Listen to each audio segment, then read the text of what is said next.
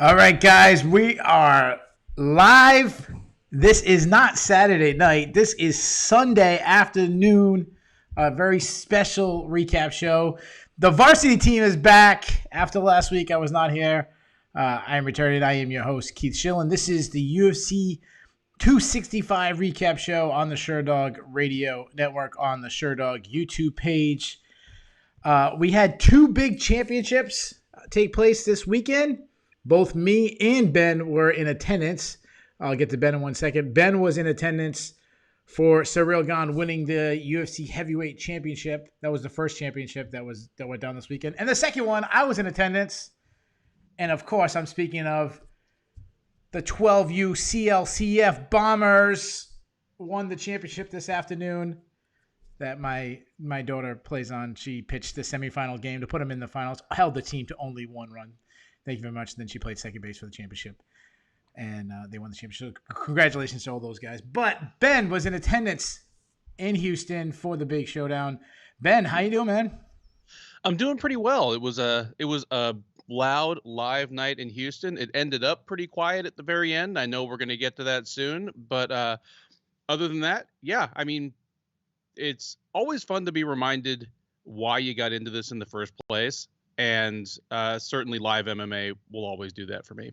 Absolutely. So some housekeeping notes. The reason why I haven't been able to do the last couple shows is I was actually on vacation. I was traveling all through the Midwest. I came back late last night. Actually, the UFC broadcast was already on by the time I got home. My wife actually drove the very last leg so I could watch the UFC on my phone. And also Ben was in attendance, so it was going to be a nightmare if we tried doing the recap show. We apologize to anybody that likes to spend their really late Saturday night or very early Sunday morning with us after every UFC. We apologize for not doing it. This is the earliest we could do it based on my schedule, my softball schedule, and Ben's sleep schedule, as he was, spending very late in Houston covering the event. So we apologize. I want to thank Lev, who filled in for the last two shows. He did the breakdown show of this card, also recap last week, so I want to thank him for filling in. But we're back. We have the chat open. We expect it could be a bigger chat than usual, could be a smaller chat. I don't know if the people are used to us doing it at this time. If you're watching live, I mean, I'm looking at the numbers, it's much lower than we normally have when we do it live right after, but that's all right. We expect it that way. Let's get right into the main event.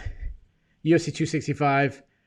Ciryl Gane is the now UFC interim heavyweight champion as he defeated Houston's own Derek Lewis by third round TKO. Ben, my first question to you. Do you view Ciryl Gane as a champion? No.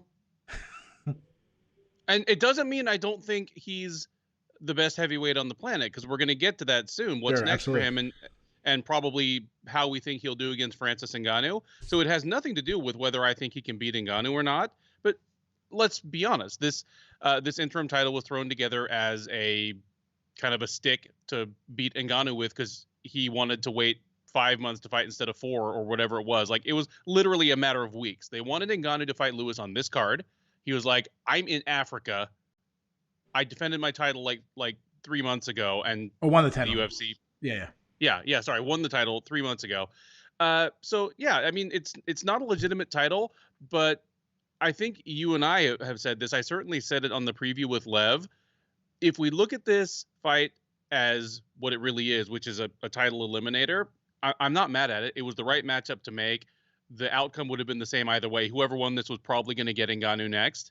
Mm-hmm. So I mean, if it comes with a nice shiny interim belt, I don't care that much. Yeah, shout out to our buddy Chicken Parm Dave Stewart. He's in the chat.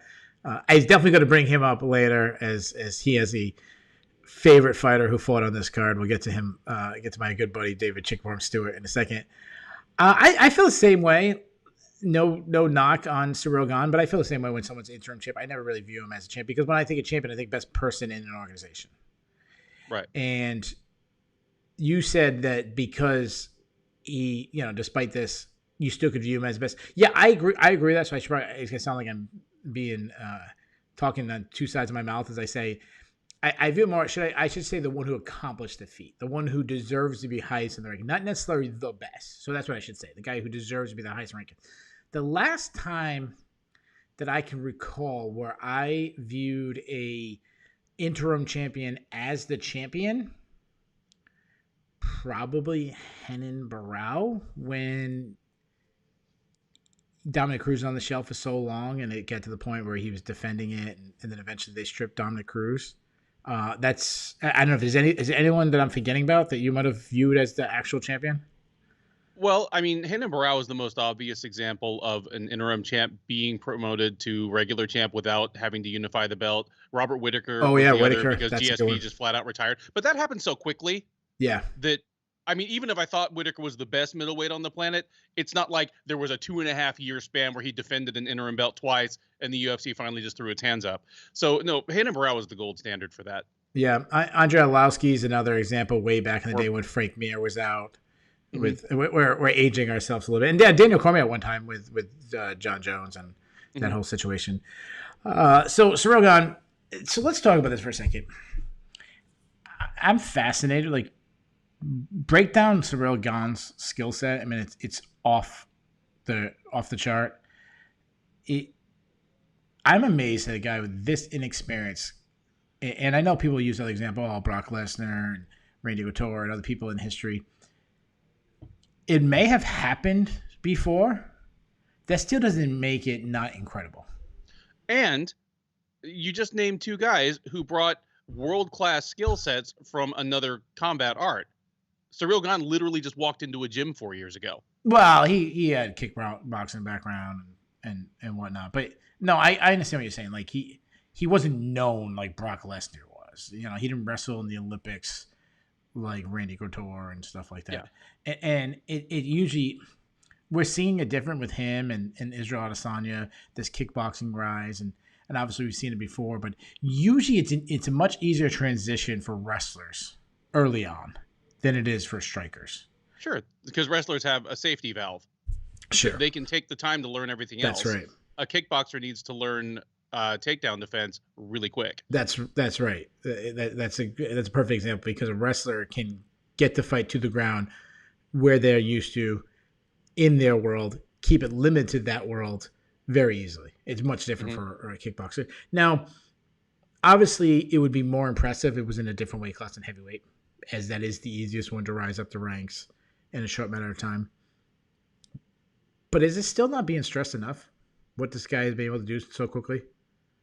Oh, well, I wrote about this last night. He is now 10-0 and has a UFC belt. Like, how many people have done that? Chris Weidman won the UFC belt and went 10-0 in the same fight. Cody Garbrandt went 11-0 and won a UFC belt in his 11th fight, and that's it. What was Jon Jones? It's got to be pretty close. But Jon Jones wasn't undefeated, like, technically. Oh, because of the Matt Hamill. Yeah. Yeah, I always still think Jon Jones is undefeated. It still slips my mind. The old Matt Hamill. Let me ask you this question. And is Ciryl Gane the most athletic heavyweight we've ever seen? I'm not sure he is. I think, I mean, he's definitely top shelf. He's in the club.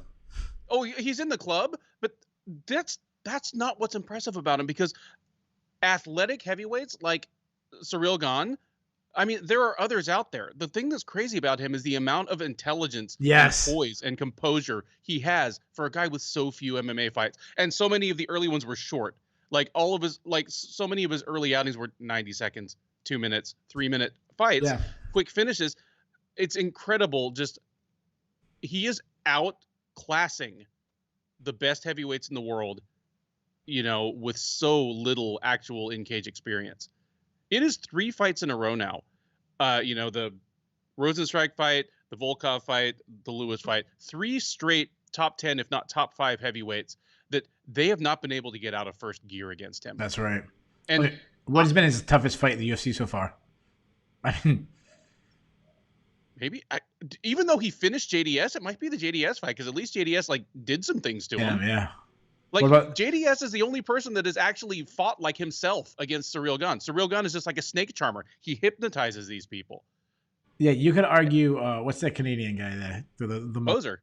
Yeah, Tanner Boser might have done better than Derek. I mean, he did do better than Derek Lewis. I mean, Derek Lewis, I don't know what the stats were, and I've had almost 24 hours to look up stats. I probably should have done that if I was a true professional.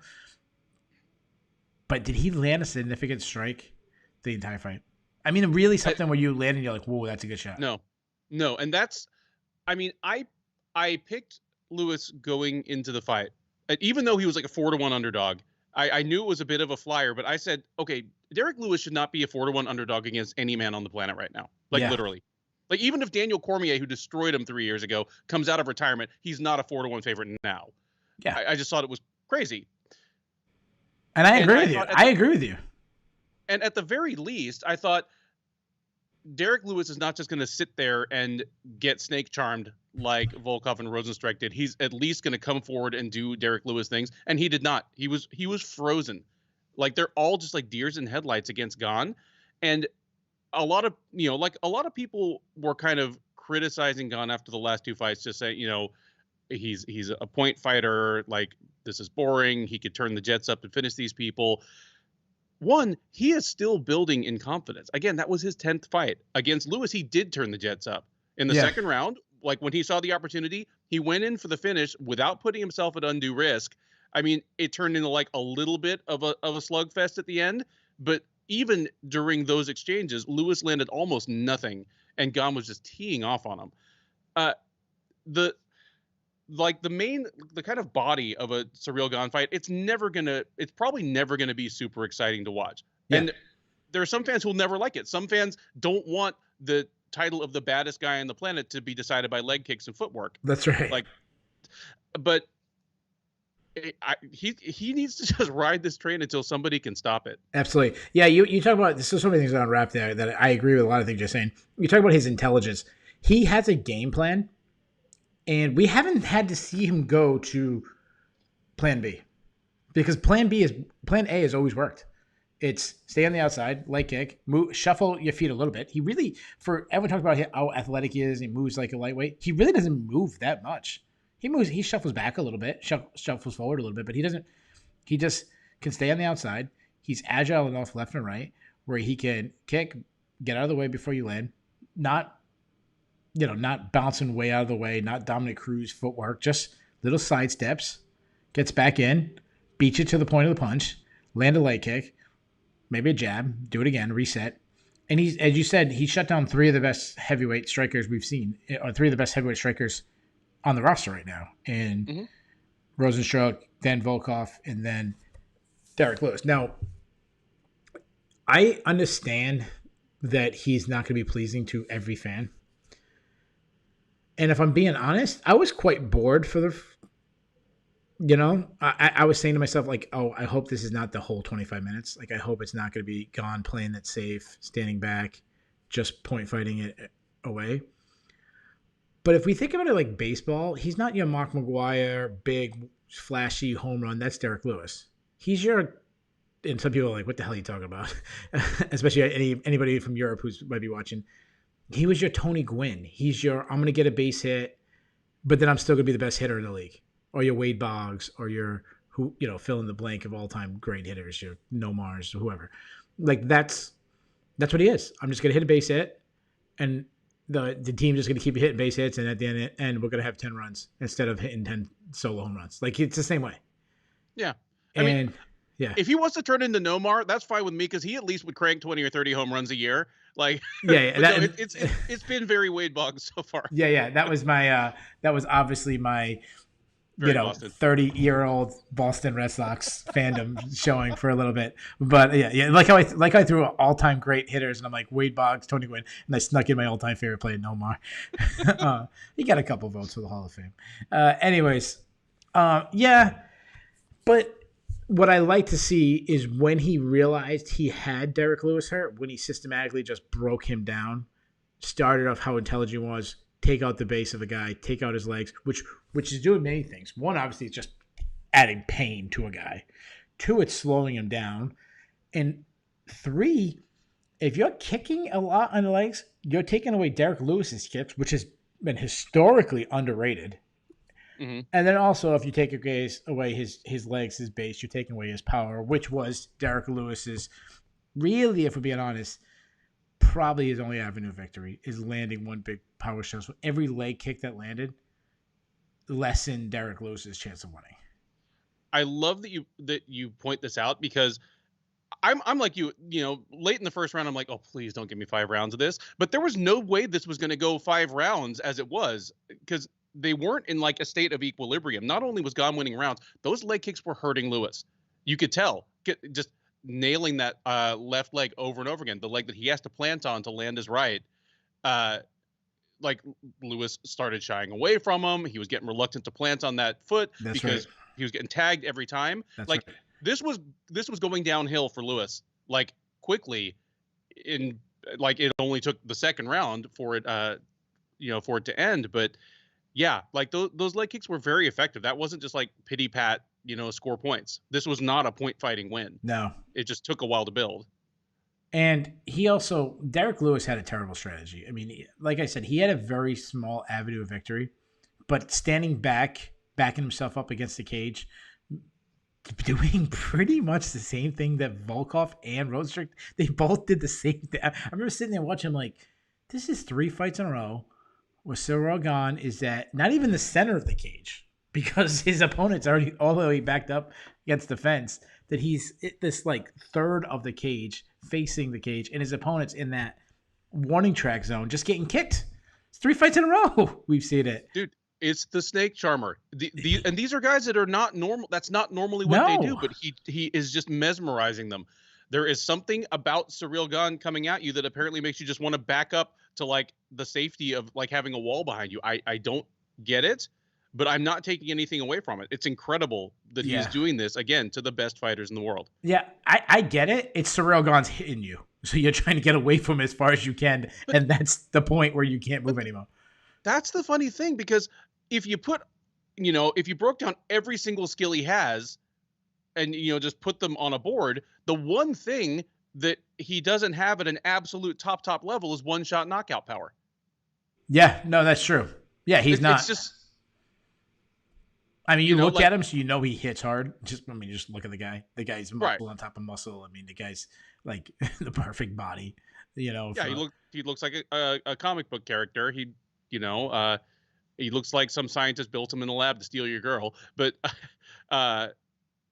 if you line up the top 10 heavyweights in the UFC right now, he's not the one I would least want to take one shot in the face. No, absolutely. He's not even in the top half of them, probably. No, I mean, obviously, the heavyweight champion of the world, Francis Ngannou, would be number 1. Derek Lewis would be close number 2. Like the guy he just fought last night and the guy he's going to probably face next are the 2 big crackers of the division. And then, of course, there's other guys. But shout out to Mike S., who's joining us. I wonder if that's Mike Sloan. I don't know, but maybe. And Luke Wilson, who's been in this chats before. Thanks, you guys. We apologize once again for having a different time than usual, but bear with us. This is what we got to do. Also, if you hear any weird noises, this is what happens when we're filming at 4 p.m. instead of 1 o'clock in the morning. If my kids come upstairs and join the middle of the broadcast, I apologize. So Ciryl Gane, there was a great question that was asked during the post fight. Basically asked, is Ciryl Gane the evolution of MMA? And it was also added the fact that he added the fact that besides his skill set that we've seen, I mean, we've come a long way from your Cabbage Koreas and your Mike Kyles and those kind of heavyweights to the athleticism, the speed, and the technical skills, and the adaptation of the leg kicks, the calf kicks being such a big part of his game, but also the international rise, in particularly France. That's an organization. I mean, that's a country, excuse me, that just got legalized in MMA, and to already have a champion could have gone better for the UFC. No, I mean, well, one, this is a sensational outcome for the UFC in terms of France. France is a big country. It has a lot of people. It actually has a rich combat sports culture. Just it hasn't had MMA until very recently, but they've always had very good kickboxers. This is great. I will stop short of saying this is the evolution of heavyweight. I mean, you and I are both old enough in the sport to like, he is a singular talent, but it doesn't mean that it's replicable for everybody else. I agree. Otherwise, 10 years on from George St. Pierre's prime, the best welterweights in the world would still be winning with just Superman punches, leg kicks, jabs, and a knee tap. Sure. But no, George St. Pierre did that because he was George St. Pierre. And 10 years later, we're back to, hey, we've got a pretty good mix of outstanding wrestlers, some great grapplers, and some great strikers, but none of them are George St. Pierre. He didn't point the way towards the future of a division. He was just a singular talent. Yeah, I agree. I think that there's a much better chance 10 years from now we have another Derek Lewis. And when I say that, I'm talking actual fighting style skill, not personality, not the whole package that we all love Derek Lewis for. Then we have another Ciryl Gane. Now, are there other heavyweights like that? Absolutely. Is there guys that there's an Olympic champion who just won this past weekend, Gable Stevenson, that I'm telling everybody who in MMA, go get this guy. He moves like, he actually does move like a lightweight. He'd be incredible. And let me ask you this. So it seems like everybody's saying, oh, I told you about Ciryl Gane. I was on him first. Like everybody. After his first fight in the UFC, everyone was calling this guy a future champion. I remember Nolan King telling me about him when he was fighting in TKO. So I believe that he was going to be a top 10 guy for sure. Just as soon as you seen him, it was like, all right, this guy's special. He's not going to be on the prelims for long. But I didn't believe he could be a heavyweight champion until I saw what he did to Volkov. When you have a guy like Volkov who constantly moves forward and had no answer and just sat there and basically was a punching bag for 25 minutes, that's when I believed. It seems like everyone now is forgetting about Francis Ngannou. I've probably been seeing 4 or 5 posts, Facebook posts of friends saying this guy's going to beat Francis Ngannou. Before we get to that, if you were setting the lines, and I know you're not a big gambler, neither one of us are, if you were setting a betting line, what would you set it at for that fight? For Ciryl Gane versus Francis Ngannou, which is, I'm assuming, is going to be the next one. Close to a pick'em. Close to a pick'em, and I could even see the line edging in favor of Gane. Yeah, I agree. I actually think he is going to be the favorite. And you know what? I try not to jump onto bandwagons or be in love with the shiny new thing. But if there's one weakness that Francis Ngannou has, it's that sometimes he doesn't know what to do if he has a fighter that doesn't immediately succumb to his power.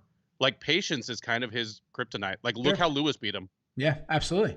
Yeah. And he's not a substantially different fighter than the one that Derek Lewis beat in a terrible fight. He has a better jab now, but that's about it.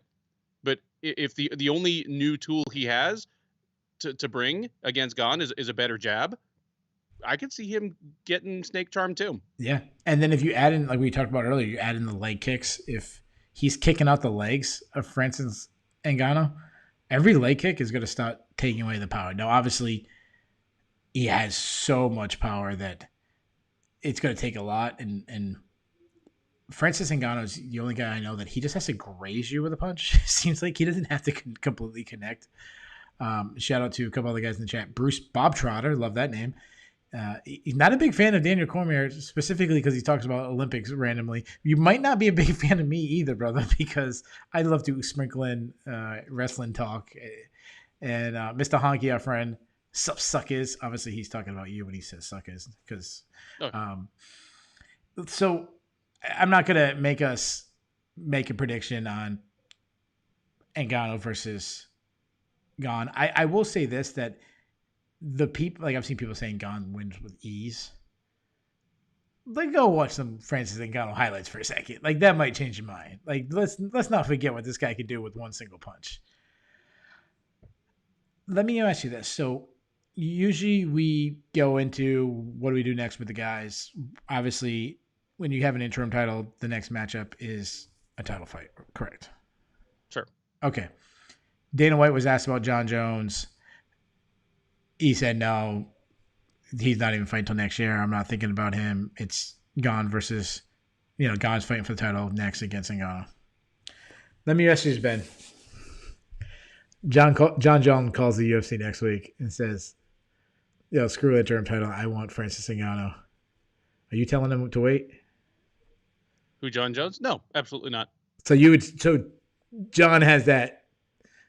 Jones jumps the line. Like, it's not deserved, but like Jones is one of the few remaining individual stars the UFC has. And while he clearly is willing to, butt heads with them, he's more tractable than Conor McGregor is right now. If they can do something even reasonable to get a couple more fights out of him, I think they do it. And if he wins the heavyweight title, you have all kinds of crazy blockbuster matchups available to you. Absolutely. So I just talked about that I like to speak about wrestling. When I say wrestling, I'm talking about amateur wrestling. I love the NCAA wrestling. The Olympics obviously just wrapped up. Incredible run by the freestyle team, as Bruce Bobtrot is not liking me talking about that right now. But one thing I don't watch is professional wrestling. But I do know that in professional wrestling, specifically WWE, I don't know about the other organizations, but they have this thing called, and guys, if you're a wrestling fan and I say this wrong, just have some grace with me, have some mercy, private message me and educate me. But there's something called like money in the bag or briefcase or something like that. And from my understanding, do you know what I'm talking about? I'm picturing like some ladders and shit with like a briefcase full of money on top. Like, you're asking the wrong person. Okay, so from my understanding is if a wrestler wins a certain match, they have this thing where it's like money in a briefcase and they hand it in. At any time they want, they get a title shot. And like guys in the past have, I don't know, The Rock versus John Cena are fighting each other and John Cena wins, but he just fought a half-hour match. And The Undertaker or Triple H, I don't know, guys, help me out. Triple H has the money in the bank. He can run out right then on the pay-per-view, on WrestleMania, on Royal Rumble, whatever, and hand it in right then, and the match. Okay, Mike is helping me out. Thank you, Mike. Mike says money in the bank. So am I at least close? I'm trying to work with this. I've seen it happen. The guy runs out, hands it in, and then the match starts immediately as soon as he hands it in. That's how I feel like Jon Jones is. I understand this incredible backstory with Francis Ngannou and Ciryl Gane, former training partners. They both have the connection to France. God, if COVID, it doesn't seem like it's looking any good, but if we get back to normal, which seems like we're starting to get back to normal, but we're not. But if we could actually get in France, I mean, how could you not do that main event? But Jon Jones, to me, has that money in the bank. He's the greatest fighter of all time, in my opinion, Ben's opinion. If you don't agree with us, he's one of the biggest names. To me, Jon Jones has. I don't give a shit what Dana says. If you get Jon Jones, who historically has been really hard to get in the cage, obviously some of the outside activities, money, just difficult to deal with. I don't know if it's UFC talk or actually is. It sounds like Francis Ngannou might be difficult to deal with. But if you can get both of those guys at the same time to agree to fight, I don't care who else is out there. You make that fight. That's the money. That's your money in the bank. Yeah. Jon Jones got the money in the bank card. So thank you, Mike, for jumping in. Our buddy Justin. I don't know how to say Justin's last name, but it sounds like Mr. Sansonetti. There you go. That's Ben's good with the Italian and Mr. Hunky. I'm trying to be careful with wrestling fans. I actually drove by the WWE headquarters yesterday, and was it Sanford, Connecticut? You drive by. It's right by the highway. I drove by it. And I pointed out. My kids always make fun of me because I point out every time. Oh, there's a big WWE building. So that's what I say. But while Jon Jones might be the money in the bank thing, this is a pretty damn good consolation prize if you can get Ciryl Gane in the cage against Francis Ngannou. I said it reminds me of like an Ali Foreman, not to the grand scale of the names and but I mean by the ultimate clash of power and speed, the ultimate clash of power and technical skill. Like however you want. Like they have such contrasting styles that makes it so great. Yes. The term I think of when I watch Ciryl Gane fight is finesse. Oh, that's a great one. That's a great power versus finesse. Yes, that is the power versus finesse. And I mean, worth pointing out that when Ali and Foreman fought, finesse won decisively. That's right. That's right. But Finesse had to handle some tough rounds of power to begin with. Yeah, you can't do a rope-a-dope in the UFC. Like, you can't just shell up against the cage for like 3 rounds and wear the other guy out. But yeah. Yeah. Bruce Bob Trotter is saying that Jon Jones needs to shut up, take the money. He needs to basically settle for less money. He's not a big pay-per-view seller. That depends on what you define as big pay. I mean, yeah, he's not Conor McGregor. I understand where he's going with that. He doesn't deserve any $10 million payday. I'm telling you right now, if I'm going to fight Francis Ngannou, I want $10 million. Like, you're nuts to take anything less. I'm not saying you're going to get it, but that's the fare that Francis Ngannou puts in me. Obviously, I'm not Jon Jones, and I'm not saying that, but I understand why you'd want to get paid to fight a guy like Francis Ngannou. Yeah, and I mean that's, the UFC has sort of said they've offered him between 7 and 10 million. He's said he wants more like 20, which is more like the top 3 boxers have been getting for fighting each other. I won't address that, but I mean, he is actually a big pay-per-view seller. If you go over to Tapology and look at their list of the, biggest selling UFC pay-per-views of all time, he's right there at the edge of the top 5, like behind Conor, Brock, GSP, Ronda. Like he's right behind them. I was going to say that. I was going to say he's definitely behind Ronda Rousey and Conor McGregor and Brock Lesnar. I guess you say St. Pierre. I'd say that's probably, I'm assuming the pay-per-views are probably around the same realm. But when you think of the fact that, Brock and Ronda each had maybe 4 or 5 huge sellers, he has sold more pay-per-views than they have because he's been doing it for a decade. Plus, that's true too. Yeah. Like I wonder how well the DC, like the first DC fight, the second DC fight, like I'm sure those sold pretty well. He's also hasn't had the right dance partner. But you could argue St. Pierre really he had the right dance partner with Matt Hughes early, but after that he really didn't have the right dance partner. No, so probably after Diaz. that. Yeah, he was the A side in a huge way. But if Jon Jones can sell 750,000 pay-per-views fighting Dominic Reyes, imagine what they could do with him and Francis Ngannou or Ciryl Gane. Yeah, it's a perfect one. It's a perfect scenario. So we all both agree. Obviously, the unification fight is the fight to make, unless Jon shows up with the Money in the Bank card. I apologize. Who asked this? I think it was Luke. Luke said, "What is next for Derek Lewis? He can't think of anything." I understand where he's coming from. I will let you speak first because this is your hometown guy. What would you do with Derek Lewis next? Feel bad for my hometown guy because obviously it's almost a running joke where he goes, "Oh, my back finally feels good. I'm in the best shape of my career." He really was in the best shape of his career for this fight, and just it was all for nothing. Like he did not have a moment of even moral victory in that fight. It was completely demoralizing. The Toyota Center, when he walked into the cage, I posted just cell phone video of it from Press Row on the Sherdog Twitter last night. It's as loud as I've ever seen that room, and I've been to a lot of Rockets games. And I've been to UFC pay-per-views. And it was deafening.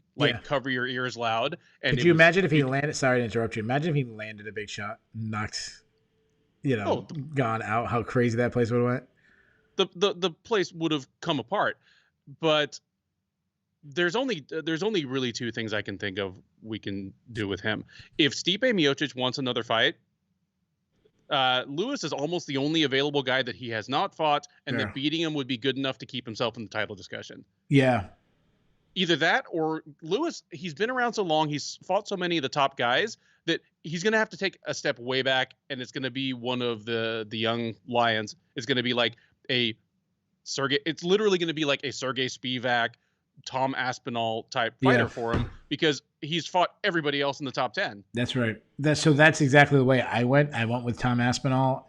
I knew that wouldn't be the fight that people would be excited about. That wouldn't be the one that people like, ooh, Stipe Miocic would do better. Let's before we move on from the main event, let me bring up Stipe for a second. I said Jon Jones has the Money in the Bank.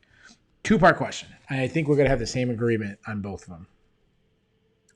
Should Stipe have the Money in the Bank? I'm going to make this a new thing for us, by the way. Should Stipe have the Money in the Bank? And actually, let me ask you this. Let me reverse it. Does Stipe have the money in the bank? Like, if he wants a title fight, he says, we're 1-1. I'm the longest champion in history. I have the most title defenses. He has his resume. Does he have the money in the bank power that Jon Jones has? Or not the Jon Jones, but just money in the bank to skip Ciryl Gane? Probably not. I agree. He on in some senses he perhaps should. I still think he's the most accomplished heavyweight of all time. Mm-hmm. Even if he's not the best heavyweight in the world right now, there's a difference between best and greatest. He is the most accomplished heavyweight of all time in terms of he's beaten, when he beat them, and how he beat them. Absolutely. He's the greatest heavyweight of all time. Sorry, Fedor. I love you. Oh, wow, you went that way. Oh, I think you're just talking about UFC. We're not going down that. We're not. I'm sure people would want us to go down that. We're not going down that. We're not taking this into a all of a sudden discussion. There are 350 people in the chat, like giving me hell. And there's a narrowing window of time for him. He is definitely on the back end of his career. So it's more like, should we get him in for one more shot within the next 12 to 18 months? Yeah, I agree. Yeah. So to answer those two questions, does he have that power to skip Gane? No. Should he? Should he? Maybe. Maybe, but he's not gonna. But if you really think, you made a good point about a short window with him. Obviously, he's 38. He's also historically hard to get in the cage. He takes long periods of time off. He does the fireman thing. That he's not one of these guys. He's not, if Curtis Blades' opponent falls out next week, they're not calling, Stipe. He's not answering the phone. He's not I'm showing up in 2 weeks. That's not Stipe. I wanted to bring him up because he is, I think about, he is that name that could get a call for a huge title fight. There was rumors going on last week that Jon Jones versus Stipe fight could get booked. Now that would be an ultimate somehow amazing feat if they could get both of those fights matched. That's one of those ones where, in a weird sense, that actually might be better for Jon, the greatest of all time versus Jon Jones, if that actually could happen. Let's do this real quick before I move on. This is not going to happen. There's no way this would be booked on the same card. But hypothetically, let's just have fun. Because hell, it's freaking Sunday. It's the Lord's Day. We can have fun. It's the afternoon. I'm not too worried about time like I normally am. As usually I'm looking at the clock. It's 2 a.m. If Francis Ngannou agrees to fight Ciryl Gane, and somehow Jon Jones and Stipe Miocic agreed to fight each other, and it's the same card, is there any way you don't make Jon, is there any way Jon Jones isn't in the main event? And I know this is never going to happen. These two fights aren't going to be back for the same card, but just hypothetically, just have fun. Man, I don't know. Could it possibly be? That's a great question because Jon Jones, he's a headliner. Yeah, of course, it's Jon Jones. Yeah. I think the last time Jon Jones, and I'm just guessing, and someone can fact check me, I'm sure Jay Petrie would have this in his memory. I think the last time Jon Jones didn't headline a UFC was the Ryan Bader fight. And that's the one where he won and was offered Shogun on the spot. They put him on the spot, hey, you want to fight in 3 weeks? Yep. Was that the last time? So that is 15 straight headlining appearances for Jon Jones. Mike quoted, "It's the Lord's Day," so he said, "So it's Fedor's Day." Sure, man. He loves Mike loves Fedor, and Mr. Bob Trotter does not like Daniel Cormier. We're not gonna have too much fun. I'm not gonna say who would win, Daniel Cormier versus Fedor. We're not gonna go that much fun. Last question. Derek Lewis is fun. There's not a person walking planet Earth who doesn't like Derek Lewis. Everyone loves him. He's funny. It was still the right thing. It was still a good thing for the UFC for Ciryl Gane to win. Yes or no? Agree or disagree? Buy or sell? Oh, buy. Okay. I love Lewis, obviously, but Gane, he's young. He's French. There's a certain He's better. He's a better fighter. Yeah.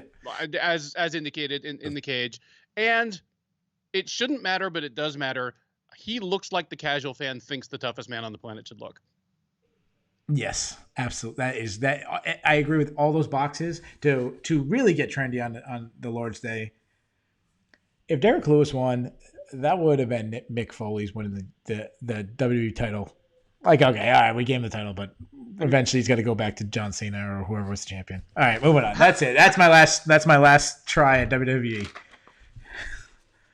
I mean, think of Tim Sylvia and Andrei Arlovsky facing off. Absolutely. Sylvia's this gawky polio leg kind of spare love handle having guy whose fights, like he had a personality on him, but Andrei Arlovsky looked like the best heavyweight in the world. Yeah. And the UFC, I'm sure, cringed when Sylvia ended up winning 2 out of 3 over him. Yeah. So the only thing why I just slightly disagree with it, I understand where you're going with that, is the way Lewis wins. He wins by spectacular knockout. Look how, laying Curtis Blades out, laying Volkov out, laying out all, he's tied for most knockouts in UFC history. Yep. But also Sylvia had a quirky, dumb jock with the Miletich crew kind of personality. Like Lewis has that, like, hilarious. You can't miss the embedded. You can't miss, Bass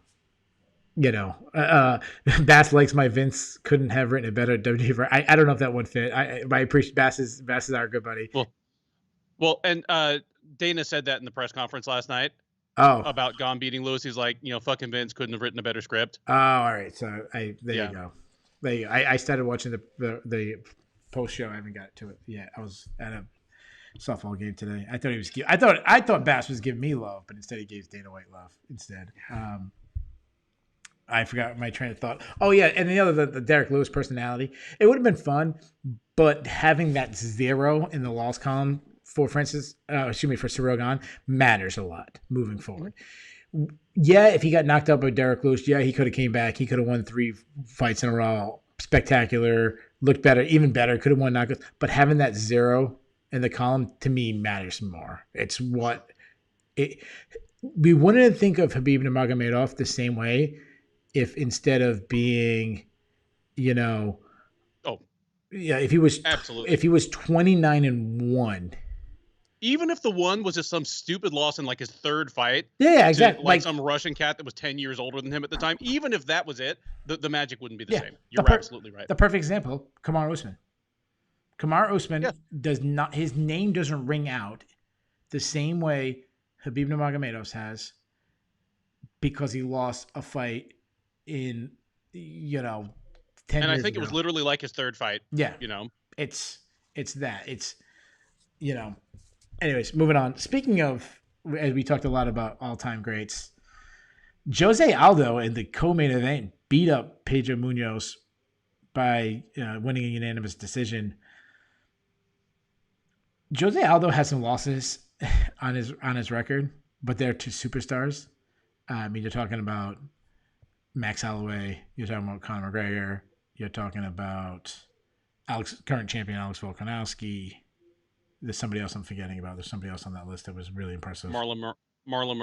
Marlon Moraes, a fight that a lot of people thought he should have won. I don't actually think Moraes won, but that's take that one out. That was the one. That was I heard a tweet, and I'm trying to quote this tweet. Someone take out the Marlon Moraes one. He's lost his incredible superstar. And former champion Petr Yan. Mm-hmm. I've been ready to write off Jose Aldo. How wrong am I? How dumb am I to write off? I thought Pedro Munhoz was going to win. I picked Munhoz. I thought it was a really close, matchup. It was hard for me to pick. It ended up not being a close fight. No. That's the stunner to me, is Jose Aldo kind of made it look easy. Yeah. Yeah, so many things he did. One is that I was so impressed by him. Pedro, it was so intelligent by Jose Aldo. Pedro Munhoz is a guy that and I think this kind of goes 2 ways. One, I don't think Pedro Munhoz stepped on the gas as hard as he needed to. But I also think, he's somewhat to blame for that. But I also think a lot of that had to do with Jose Aldo's unwillingness to give ground. He refused to fight off his back foot. He stayed. He kept his ground. He threw his jab out there. He was throwing a stepping knee that I love that. Shout out to my boy, if he's still watching, Chicken Bomb Dave Stewart. I know Chicken Bomb Dave Stewart loves the stepping knees. Throwing the stepping knees. I love his added leg kicks late in the fight. He was landing power shots. He looked fast. Jose Aldo looked really fast to me and really big for the weight class. Like he looked way bigger than Pedro Munhoz and fast. Like I was blown away. I think this was the best performance of Jose Aldo's bantamweight career. Agreed. And we just finished having this conversation. We were just talking about Jon Jones. I think Jose Aldo is the most unfairly excluded guy in the greatest of all time conversation. And there's two reasons I can think of. One, he doesn't have the same kind of oversized personality, like persona, as some of the other guys in the discussion. We can say he doesn't speak English. We can say it. That hurt. He doesn't speak English, but Fedor doesn't speak English either. But he had a certain mystique about him. And then number two. Sorry to interrupt you. Fedor's inability to speak English worked for him. It was part of his mystique. His just dead, what do they call it? The resting bitch face. You know what I mean? Like he has that just stare at you. Like I've interviewed Fedor. I've been on media when he beat up Chael Sonnen. I was there. Mm-hmm. And even when you ask him a question, there's a coldness you get when he's just looking at you. You're almost a little scared. And I'm asking a very complimentary question. It wasn't a tough, just you're just thinking he doesn't speak English, but in his brain he's saying he's thinking about 12 ways that he can kill me right now. But there's that, and then there's the fact that his highest profile fight was a 13-second loss to Conor McGregor. Yes. Because to me, and I don't think of myself as a casual fan, but to me, that flipped a certain switch. And I never came back and flipped the switch back when McGregor didn't even stick around long enough to pass Aldo on the list of all-time greatest featherweights, let alone all-time greatest fighters, period. Jose Aldo never went anywhere. That wasn't the end of anything. But Aldo has been a top 5 fighter for 12 years straight in 2 of the toughest divisions in the sport. The list of the people he's beat and how he beat them and when he beat them, and the list of people he's lost to and when and how, is comparable to anybody else, period. Yeah. Bass is jumping in there. Mike's worshiping Fedor still. I love that. Bass is jumping in there with a list of every single guy he has on the list. To me, I plant. To me, if you have a GOAT list, you got to pick one. Me is Jon Jones, but you can make a strong argument. I understand. Imagine if Fedor versus Ryan Bader was a much bigger sold fight, and then Bader knocked him out the way he did. Mm-hmm. But that was a massive build up for a year, multi-location press tour. You had that very memorable commercial, where they're walking through the streets, Conor and Jose. I definitely think that's a part to it. The other thing that hurts Jose is that the other greatest, the people that people get thrown in as, the great featherweights. You have Volkanovski, you have Holloway, you have McGregor. He lost all 3 of them. I do think that's a little unfair. I really do. I do feel like it's a timing thing, that just how it goes. Muhammad Ali lost fights at the end of his career. He didn't lose to Floyd Mayweather. He didn't lose to, other guys who's in the conversation. But if Lennox, I don't know who the other great Klitschko, if Klitschko and Ali's career happened to cross paths, maybe Klitschko would have beat Ali, that I think that's what happened with Jose Aldo. Let me ask you this question though, because you have been one of these guys, you keep talking about how basically shocked you are to see Jose Aldo, one, that he even made bantamweight, but now having success at bantamweight. I am with you. I never thought Jose Aldo, it was always the narrative was always Jose Aldo going up to lightweight, excuse me. It was never to go down to featherweight. That was never the narrative. Somehow going down to bantamweight has been there, and he looks great. And he's still talking about title shots, and he's still a long ways away. But he doesn't have the Jon Jones Money in the Bank, but he has he has that Six Flags fast pass kind of thing going. Like I will say this, how they the fast pass goes up, but they still let a couple of people wait in the line, and then the fast pass cuts people, and everyone wait in line. Like, what the hell? Like, that's a Jose Aldo. He has a little bit of the fast pass going. Let me ask you this question because make your point, because I'm gonna have a question that might blow your mind, but you're gonna jump in and make your point first. Just say he's not far from a title shot. If anyone but Petr Yan is wearing that belt right now, he's one win away. That's a good point. That's a very good point. And I said this again in the column I wrote right after the event. Considering what he's done so far, even to just be in the title picture at bantamweight at this stage in his career, is incredible. It's just banking away more gold for his legacy, for an all-time legendary career. Absolutely. That he's even in the conversation right now. Because honestly, I don't think he has another title run in him. Like, even to get to another title shot, if you gun to my head right now, he doesn't make it to another title shot. I agree. But it could happen. And even if he gets to that and he loses, say he loses to like an Aljamain Sterling or whoever is wearing the belt at that time, or he wins enough to get another shot at Yan and just Yan's too much for him. It's incredible that he did that. Yeah. I totally agree. I mean, he beat Marlon Vera. That was a very good dominant win. He followed it up with Pedro Munhoz. Now, I know a lot of people will say, well, Pedro Munhoz is actually older than Jose Aldo. It's different, though. They're not the same. It's the miles. Yeah. Like, I could have a, 2010 Dodge Durango, and my 95-year-old neighbor could have a 2010 Dodge Durango, but it's not the same. Like, mine has 200,000 miles on it. Hers has 20,000 because all she does is drive to the doctor and back. Like, it's not the same. It's absolutely incredible. Let me ask you this, because Aldo we talked all the technical things about him. He looked fast. I love him adding leg kicks later in the fight. He never let Pedro Munhoz get comfortable. Never let him, he beat him to the punch, landing fast, landing combination. Looked vintage Jose Aldo. Let me ask you this question. And this is going to sound like heresy, and I apologize on the Lord's Day to use heresy, but could have bantamweight been the better weight class for Jose Aldo all along? And what I mean by that is, I heard him talking about on the Embedded, and it might have been the Countdown show, he said he has to eat differently to make bantamweight, that he's much stricter on his diet, and he's eating things that he never ate before, and eating how a top athlete should have all along. Could have been possible that he might have been even better at bantamweight because he would have been more disciplined.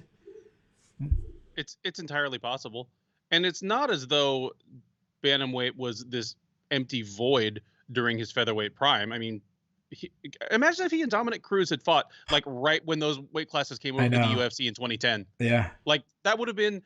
It would have been one of the greatest and most important fights in history. Absolutely.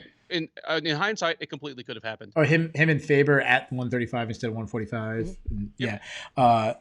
Hippie Lips, welcome me back. Thanks, brother. I appreciate that. I love the name Hippie Lips. And I apologize if I say anybody's name wrong. Let's do this. I'll let you go first. Jose Aldo, what do you do next with him? Oh. I know you told me to be ready with a matchup for this. You want me to go for? I'll do this. Yeah, please do. I always have to plant your flag. You have to pick one, so I will pick one. There's two routes you can do. You can go the route with him of, yeah, you're right. Ben's right. He probably is only another good win away from a title shot. So you could match him against somebody else who's in the same position and like show who earned it. Or you can go the legends route and kind of say, hey, let's do two legends. I, for once, am okay with if they do either route. Bass is saying Dillashaw. I can't pick Dillashaw, and the reason why is I already said he deserves a title shot. Whether you thought he beat Sandhagen or not, he was the champion who never lost his belt. I'm not pulling the flag out saying, all right, I'm changing my mind. So I saying Dillashaw needs to sit on the sidelines until. So I put him against Rob Font. Like, if you want to put him in winner pretty much going to get a title shot after that. Him and Rob Font. And if you just say, you know what, Jose Aldo, he's too big of a name. Let's not give Rob Font. Does Rob Font deserve Jose Aldo? Absolutely. But we're not going to do it. Why not just do the Dominic Cruz fight? I mean, you were just talking about 135. Yeah, it's way after we would have rather had it, but let's just have it. Co-main event of a pay-per-view, main event of a fight night. I would be fine with that. And honestly, Cruz looked very, very good against Casey Kenny just a couple months ago. I mean, he's not vintage Cruz, but he is Cruz who is still finding ways to beat good fighters at this point in his career. I would favor Aldo in that, but I want to see it. Yeah. Yeah, and we'll talk about whether that win has aged. It doesn't look as good now as it did 24 hours ago, but it's still a good win. Pedro Munhoz, what would you do with him? I mean, he's a top 10 guy, but he's kind of hit a wall. He's kind of hit his ceiling. This is a tough loss. What would you do with him? I think he needs to take a step back, and the problem is he's been in the UFC long enough that he's fought a lot of the dudes. But like a Rafael Assunção type would be a good matchup for him. Yeah, I wrote down Marlon Vera. Like, I feel like that. Like, Marlon Vera deserves like a rank guy. I would do Cheeto, but yeah, I feel good. I'd be good with that, and don't always love to match winners against losers, but I'd also be fine with like Song Yadong, who just won on the same card. Yeah. So Bass threw out the name Sean O'Malley, and I'm gonna tell you right now, I try to pre-think ahead of time. Especially I do the, I probably shouldn't do this, but I do my matchmaking before the fight actually happens. And in Pedro Munhoz, I expected to beat Jose Aldo, so I was kind of looking two ways with Aldo. I say, you either do just the Legends matchup, put him against Dominic Cruz, or you use his name as a springboard. And I was giving Jose Aldo to Sean O'Malley. That's the fight I was doing. But no, that would not be the fight I would do now after Jose Aldo looked fantastic. But I don't know if Sean O'Malley's throwing out. I'm sorry, I don't know if Bass is throwing Sean O'Malley's name for Jose Aldo or if he's throwing out for Munhoz. I'm assuming he's throwing out for Munhoz. Speaking of a guy that keeps winning and needs to get another huge fight, Michael Chiesa stepped in the cage against Vicente Luque, and nobody predicted how this fight ended, and that was Vicente Luque by first round submission. Let me say this about Michael Chiesa. I loved his strategy. Like, loved it. If I was cornering Michael Chiesa, this is the exact strategy I would have wrote down. Use movement, strike when he's chasing you, and then when he sets, that's when you shoot. When he stops becoming a moving target where he wants to sit down and land big shots, which Vicente Luque does every single fight, take him down. That's exactly how I would have wrote the game plan for Michael Chiesa, and he still lost. He still lost, and as you point out, he couldn't have done much better. And as soon as he got it to the ground and Luque gave up his back, I could have gone and taken a bathroom break. That's how sure I was Me too. that this thing was over. Because Michael Chiesa, he's becoming a more complete fighter, obviously, as he gets older and as he progresses. But he has been one of the best back take and rear naked choke specialists really in the history of the UFC. Absolutely. Like, it's Damian Maia, Jussier Formiga, Michael Chiesa. He's in the top three. Like, Yeah. just where if he takes your back, it is death. Yeah. For Vicente Luque to fight out of those rear naked choke attempts and the neck and a deep neck crank, like his face was red. Yes, to do that, to reverse him, and then to slap on, hey, it's another Bravo choke. Yeah. Unbelievable, incredible performance by Vicente Luque, and it's not that Chiesa dropped the ball, just Luque was that good last night. So, I'm fascinated by Michael Chiesa, and I'll say this about it. I've never been high on him because I still look at him as a one-dimensional fighter. But then it starts getting to the point where you're like, wow, how far can this one dimension go? That I become fascinated with him. And I still don't feel even though he got caught in a submission, I just feel like he got caught. Like, he didn't expect it. Shit happens. It is what it is. I don't feel worse. And almost in a sense, I feel better about Michael Chiesa. Like, wow, like he got him down. He got his back take, almost submitted Vicente Luque in like 2 minutes. It would have been so impressive. I mean, those are the notes. Those are what half my notes are written down right here are. Like, holy shit, Michael Chiesa is incredible. How far can this go? Like, these are my notes. But Jesus Christ, like Vicente Luque, like regardless of if I think it was, and I'm not saying it's lucky, but I mean like you caught him in a scramble, most likely you're not going to catch that in the future. How good is this dude? I mean, this is 4 wins in a row. Say what you want. I mean, the Tyron Woodley win, it was impressive because he submitted Tyron Woodley, who's I don't think has ever been submitted. He did it in the very first round. Tyron Woodley, he's really hard to assess where he is because he lost to, and I might be mixing up the order, but it was, I believe it was Kamaru Usman, Gilbert Burns, Colby Covington in that order. It might have been Covington, Burns. Yeah. Either way. It was Burns, Covington. Okay, yeah. Burns, Covington. It was 3 fights in a row, but all 3 guys, I mean, Usman's the current champion. Covington's fighting for the title. Burns almost won the title. Mm-hmm. I was impressed how Vicente Luque submitted Tyron Woodley. But there was still a cap, like, oh, it's impressive that he submitted him, but is he really that washed? Is Tyron Woodley washed? Michael Chiesa is not washed. To do this to Michael Chiesa, I was blown away by Vicente Luque. Same. Michael Chiesa is like he is the best right now that he has ever been. He fought to his best advantage, and Luque beat him in less than a round. And submitted him. Submitted him. And I mean, he has been submitted before, but it's an accomplishment.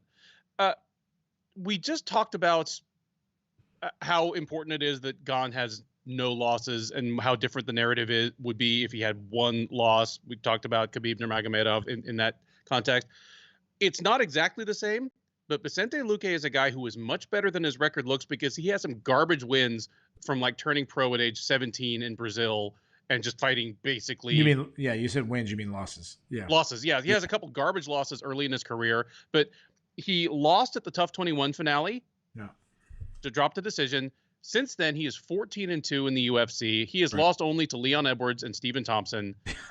Which are both, obviously, those have aged well. He's won 10 of his last 11 fights in welterweight. And the crazy thing about it, he's won 10 out of 11. And this guy's not even, like, we're not thinking about it. I mean, he's not first in line. He's not second. He might not be third in line for a title shot. He might not, but he made a big impression. I think he might skip some people in the line. And that says a lot because... Well, let me ask you this. Sorry to interrupt you. What's the line right now? Give me your line. Like you're in the UFC. You call. We'll say hypothetically, you want to give Covington number 1 because it's already booked. Covington, yeah. Okay, so Covington's number 1 line. Something, it's further enough out in the future where it's not a scramble. Like guys have enough time. Something happens. Covington can't fight. He breaks his arm today. Who are you picking up the phone? Who are you calling first? It should be Leon Edwards. I agree. Leon Edwards says, I can't. I got some crazy disease that I can't do any competition for 4 months. Who are you calling next? It's Stephen Thompson. Okay. He's not fought Usman yet. He has a head-to-head win over Luque, and it's a recent one. Luque can't skip him. Okay. Thanks, Joshua, for jumping in the chat. All right, so Covington, Edwards, Thompson, then Luque? I think so. Luque I agree. Is he's a new face. There's a little bit of personal intrigue there. Mm-hmm. He sold it well. He really did sell it well. Like he sold his shot. Like he made the point. Like you beat up Edwards, you beat up Covington. He said I'm the only guy you haven't faced. Well, that's the same argument Stephen Thompson's making, but yeah.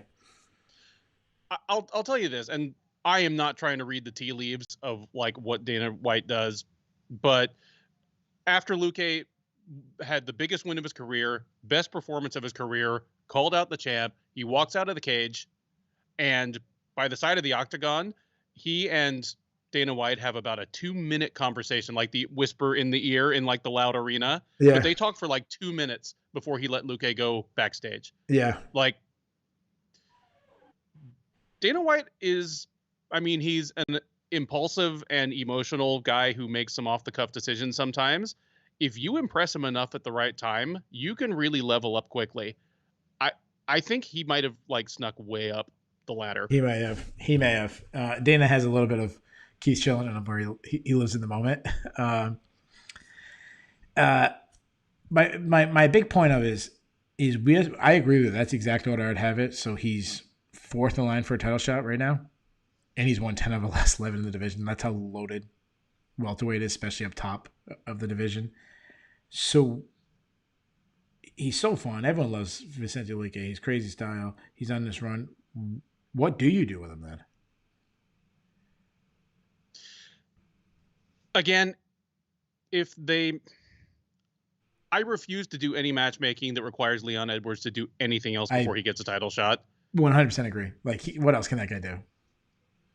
So, Luque, even if I think he deserves a title shot and has earned one, he might as well do something because it's not going to happen anytime before the end of the year. Yeah. And he's been in the UFC long enough. Like, he's beaten enough of the top guys.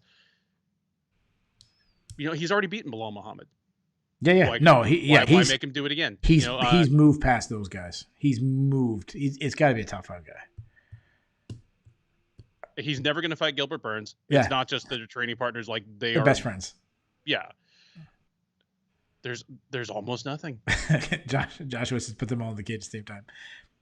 This is what I would do. To me, it's Jorge Masvidal. Masvidal still has that name value. It's a very intriguing matchup. That's what I would do. I would have it a main event this guy deserves a main event fight, a fight night main event. So I would have Luque versus Jorge Masvidal now this is perfect scenario. Both guys say yes. You have the arena. Like when we do this matchmaking, we're the ultimate emperors. We're like, no one has a say. We're dictatorships. Like that's what we do. Chiesa to me is in a really tough boat. That I'm going way down on the rankings, simply because some of it has to do with guys, everyone kind of being booked. Some of it has to do with he's already beaten guys, like he's already beaten RDA and stuff. I'm using Chiesa, and this sucks for a guy that's been such a good run and to only get his first loss in the division. But I'm dropping him way out of I'm dropping him on the top 15, facing like an up and comer. I'm booking him against Sean Brady. Once Sean Brady gets better. Oh, is he out for a while? Is he out? He just got pulled from his upcoming fight because he has like some staph infection in his foot. Oh, okay. But that would be appropriate. Otherwise, it's another kind of a fringe contender coming off a loss, like maybe Brian Barberena, who lost last week and has been floating around the periphery of the top 20 or so for a while. But yeah, it's probably going to need to be a step back for him. But that's fine because, one, Chiesa is in his prime right now, and two, he got to skip the line at welterweight a little bit just by having been a ranked lightweight and not having fought anybody at welterweight yet. So when he moved up, he got to, in 1 or 2 fights, what it took a guy like Luque 6 or 7 wins in a row to get to. And he was a tough winner, and that helps too. Yes. Let me ask you before we move on to Vicente Luque, and I promise we'll get to other stuff. How far can this guy go? Like, could he fight for the title one day? Wait, you're asking Luque? I'm asking you. Do you think like he could fight for the title? I think he will fight for the title probably within the next 12 to 18 months. I don't favor him against any of the people that are up there. Mm-hmm. Like I wouldn't favor him against Usman or Covington. Mm-hmm. I think him versus Edwards in a rematch would be a fantastic matchup, but I don't think Edwards probably wins the title. So it's going to be tough sledding for him, but I think he's going to get there. Luke's thrown out Chiesa versus Bilal Muhammad. Yeah, that I'm okay with that. Bilal Muhammad kind of has deserved it. I view Bilal Muhammad the same way I view like a Sean Brady in that same range. Like guys just outside that kind of deserves one of the ranked guys ahead of him. So I take a lot of like me and you when we make good picks, we make bad picks. We don't like to brag. We don't like to it's been a great pick. Same like we make a terrible pick. We don't like kill ourselves. I care more or less about the results of than how I read the fight. If I read the fight the right way and say this is how a fight could get broken down, and then it, like I say, oh, if this happens, this fighter wins, but if this happens, this fighter wins. Like I feel good that way. I feel bad if I pick the fight right, but get it wrong, like get how it goes wrong. I did neither in this one. I picked Angela Hill, and I expected Angela Hill to win an outside kickboxing match against Tecia Torres. I did not expect Tecia Torres to not only win an outside kickboxing match, but basically style on Angela Hill. I was floored with how good Tecia Torres looked in a unanimous decision. Her movement was on point. Her in and out attacks, her speed advantage. Hill wanted to get in the clinch.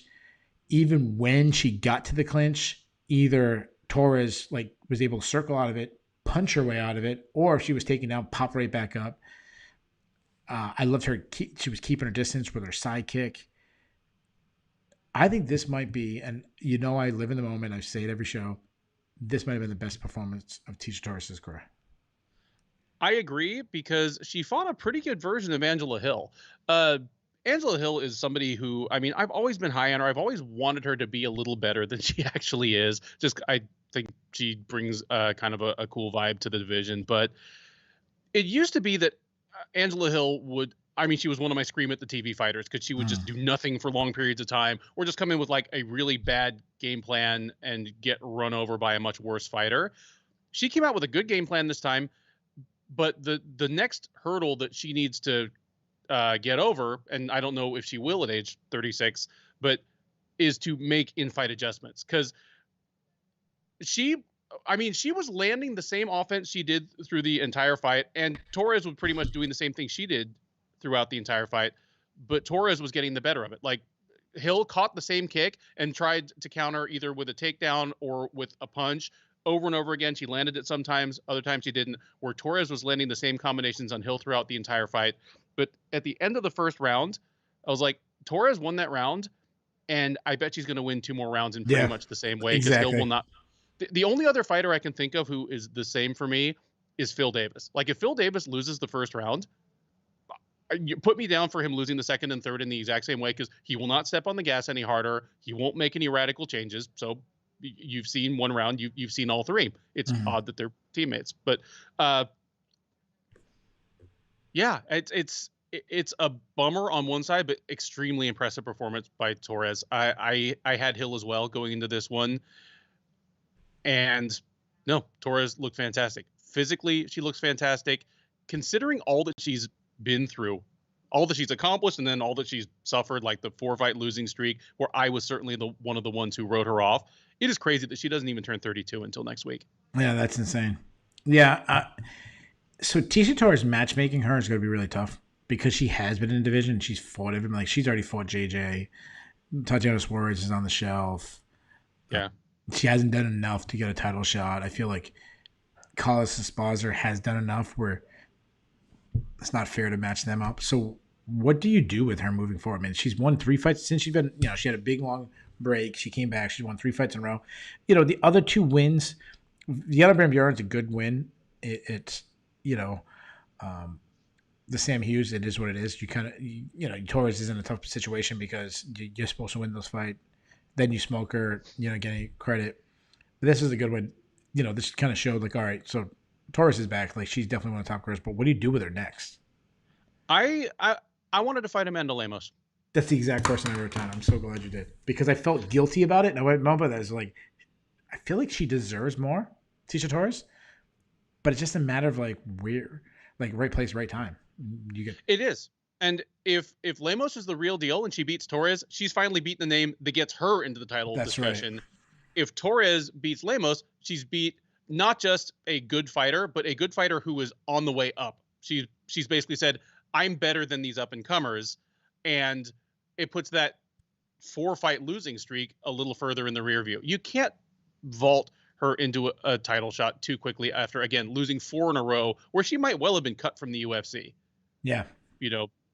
Like, women have been cut for far less. Yeah, no, I agree. I think that is a fight that makes a lot of sense for Amanda Lemos and Tecia Torres. Unfortunately, somebody has to be the one looking down.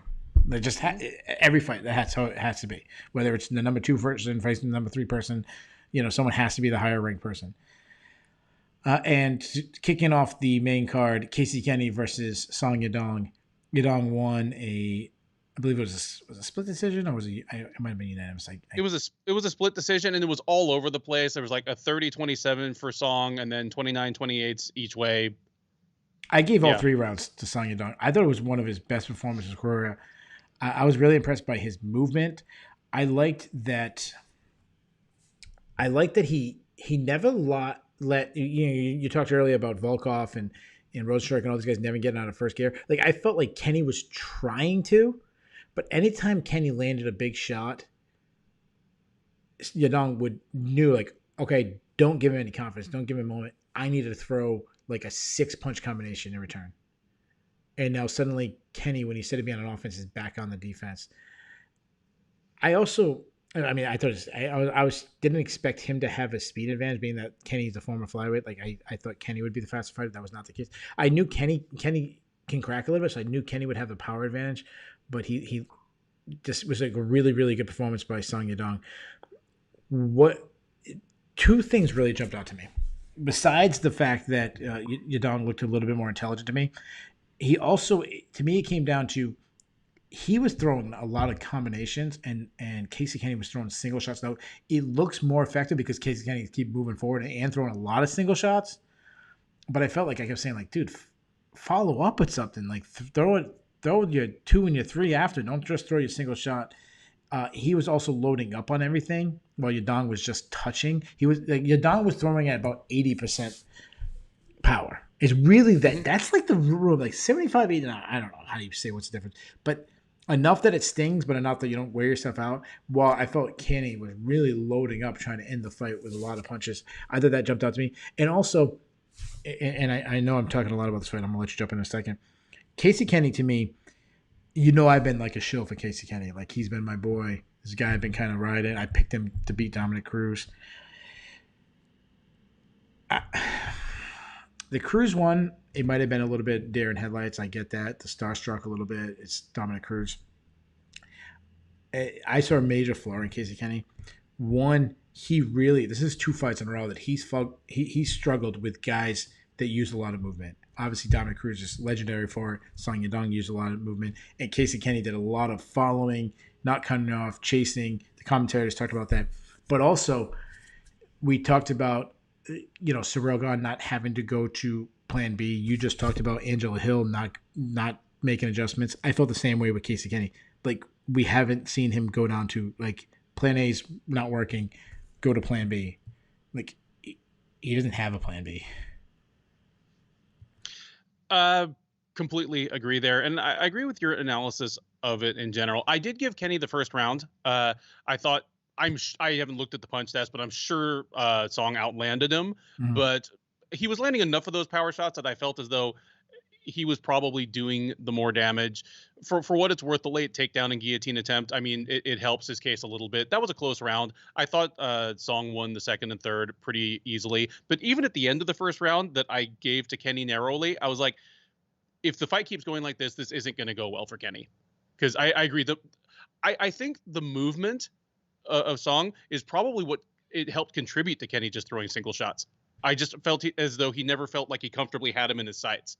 Yeah. And if you feel like that, you probably are going to just try to load up on single shots, rather than just, I'm comfortable, I'm in the pocket, I'm going to throw, the 1-2 that I, throw in the gym hundreds of times a week.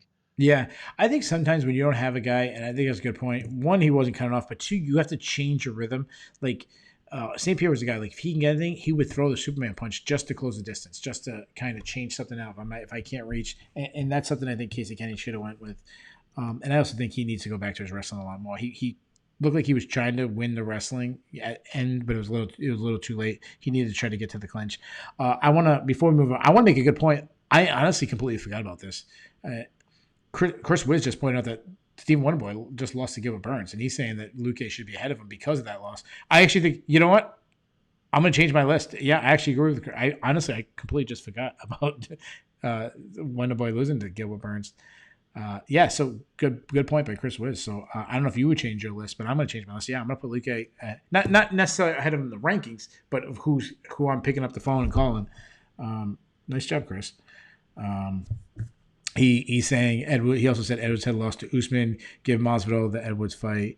Luque is finishing fight. I mean, that was Edwards lost to Usman a million. Yeah, I'll give Chris a lot of credit on his first point. I think that.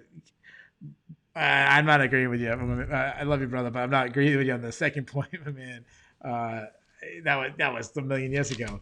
I didn't ask you to do this, but and I know Lev had issues with Yadong's UFC record, and I understand that. A lot of people thought he lost to Marlon Vera. A lot of people thought he should have lost to Cody Stamann. I understand that, but that said, he has a very good record in the UFC. I'd give him a name next, like a Jimmy Rivera or something like he deserves a name. He needs to stop fighting the other prospects. I think he kind of deserves those guys ahead of him. Agree, disagree? Completely agree. He's not quite ready for say, I know like a Jimmy Rivera type, a guy who's kind of on the outskirts of the top 10, top 15 right now, and hasn't been winning a ton of fights in a row would be perfect for a Song. So that was your main card. The main card was good. The prelims was incredible, especially the early prelims. We'll get to the early prelims, but capping off the prelims, Bobby Gane and Rafael Fiziev put on a all-time classic. This was the no-brainer fight of the night. Incredible fight. The storyline coming out of this was the 30-27 scorecard for Fiziev. I agree, that was terrible. When I heard the scorecards 30-27 was the first one in the way they're saying it was a unanimous decision. They said 30-27. I was like, oh my God, Bobby Green won this fight. And what I mean by that was he clearly won the third round. Yeah. I thought he lost the first two, but they were competitive. So maybe the judges gave him the first two. And I said, wow, Bobby Green won it. And then they announced Fiziev. I'm like, Fiziev really, it wasn't the blowout in the third round that the commentary team made it sound like, but he clearly lost the third round. Yes. That says, I'm going to say something and buy or sell this. Fiziev is what Green wished he was. And do you want me to clarify my statement before you buy and sell, or just generally? Tell me what you're thinking. Okay. I love and Bass just wrote the point of Bass throw out the Green won fight rules or won championship. Yep, I agree. He did. I saw a lot of people put out Green would have won if it was 5 rounds. Yep, I maybe, but guys fight differently if it's 5 rounds for 3. But I understand what Bass is saying. Yep, Green won a fight. Fiziev won an MMA match. I had it 29-28 for Fiziev. But what I mean by Green gives away rounds. Fiziev doesn't. Green gave away the first round by shoulder rolling, Philly shelling, all the great defensive things he took. The commentary kept telling him, "Oh, Green is so hard to hit, so hard to hit." He's talking, he's so hard to hit, but he's also not throwing back. He's not landing back. Fiziev he's missing. He was missing with the punches. Where Green was shoulder rolling and sliding his head and Philly shelling, but then Fiziev would kick him in the body. Even if it's blocked, he'd kick him in the arm, and it just looks good. Fiziev is winning rounds without even being that effective offensively. And he still has great defense himself. And that's why, to me, Fiziev is like the upgraded version of Bobby Green. If Bobby Green had a little bit more offense, and we saw that in the third round, but we saw what happens when Bobby Green turns up his offense. He's a great fighter. He is. He's the all-time king of my Scream at the TV fighters list. He's definitely in the same boat as Michael Johnson and how Jorge Masvidal used to be, in that if he makes you miss, he thinks that's winning him the round. Right. And just kind of sits there and admires his work. But man, Rafael Fiziev is one of the better pure strikers in the division, and Green styled on him, at least in little spurts. Just how easily he slipped some of Fiziev's punches, and sometimes came back with something of his own, sometimes didn't.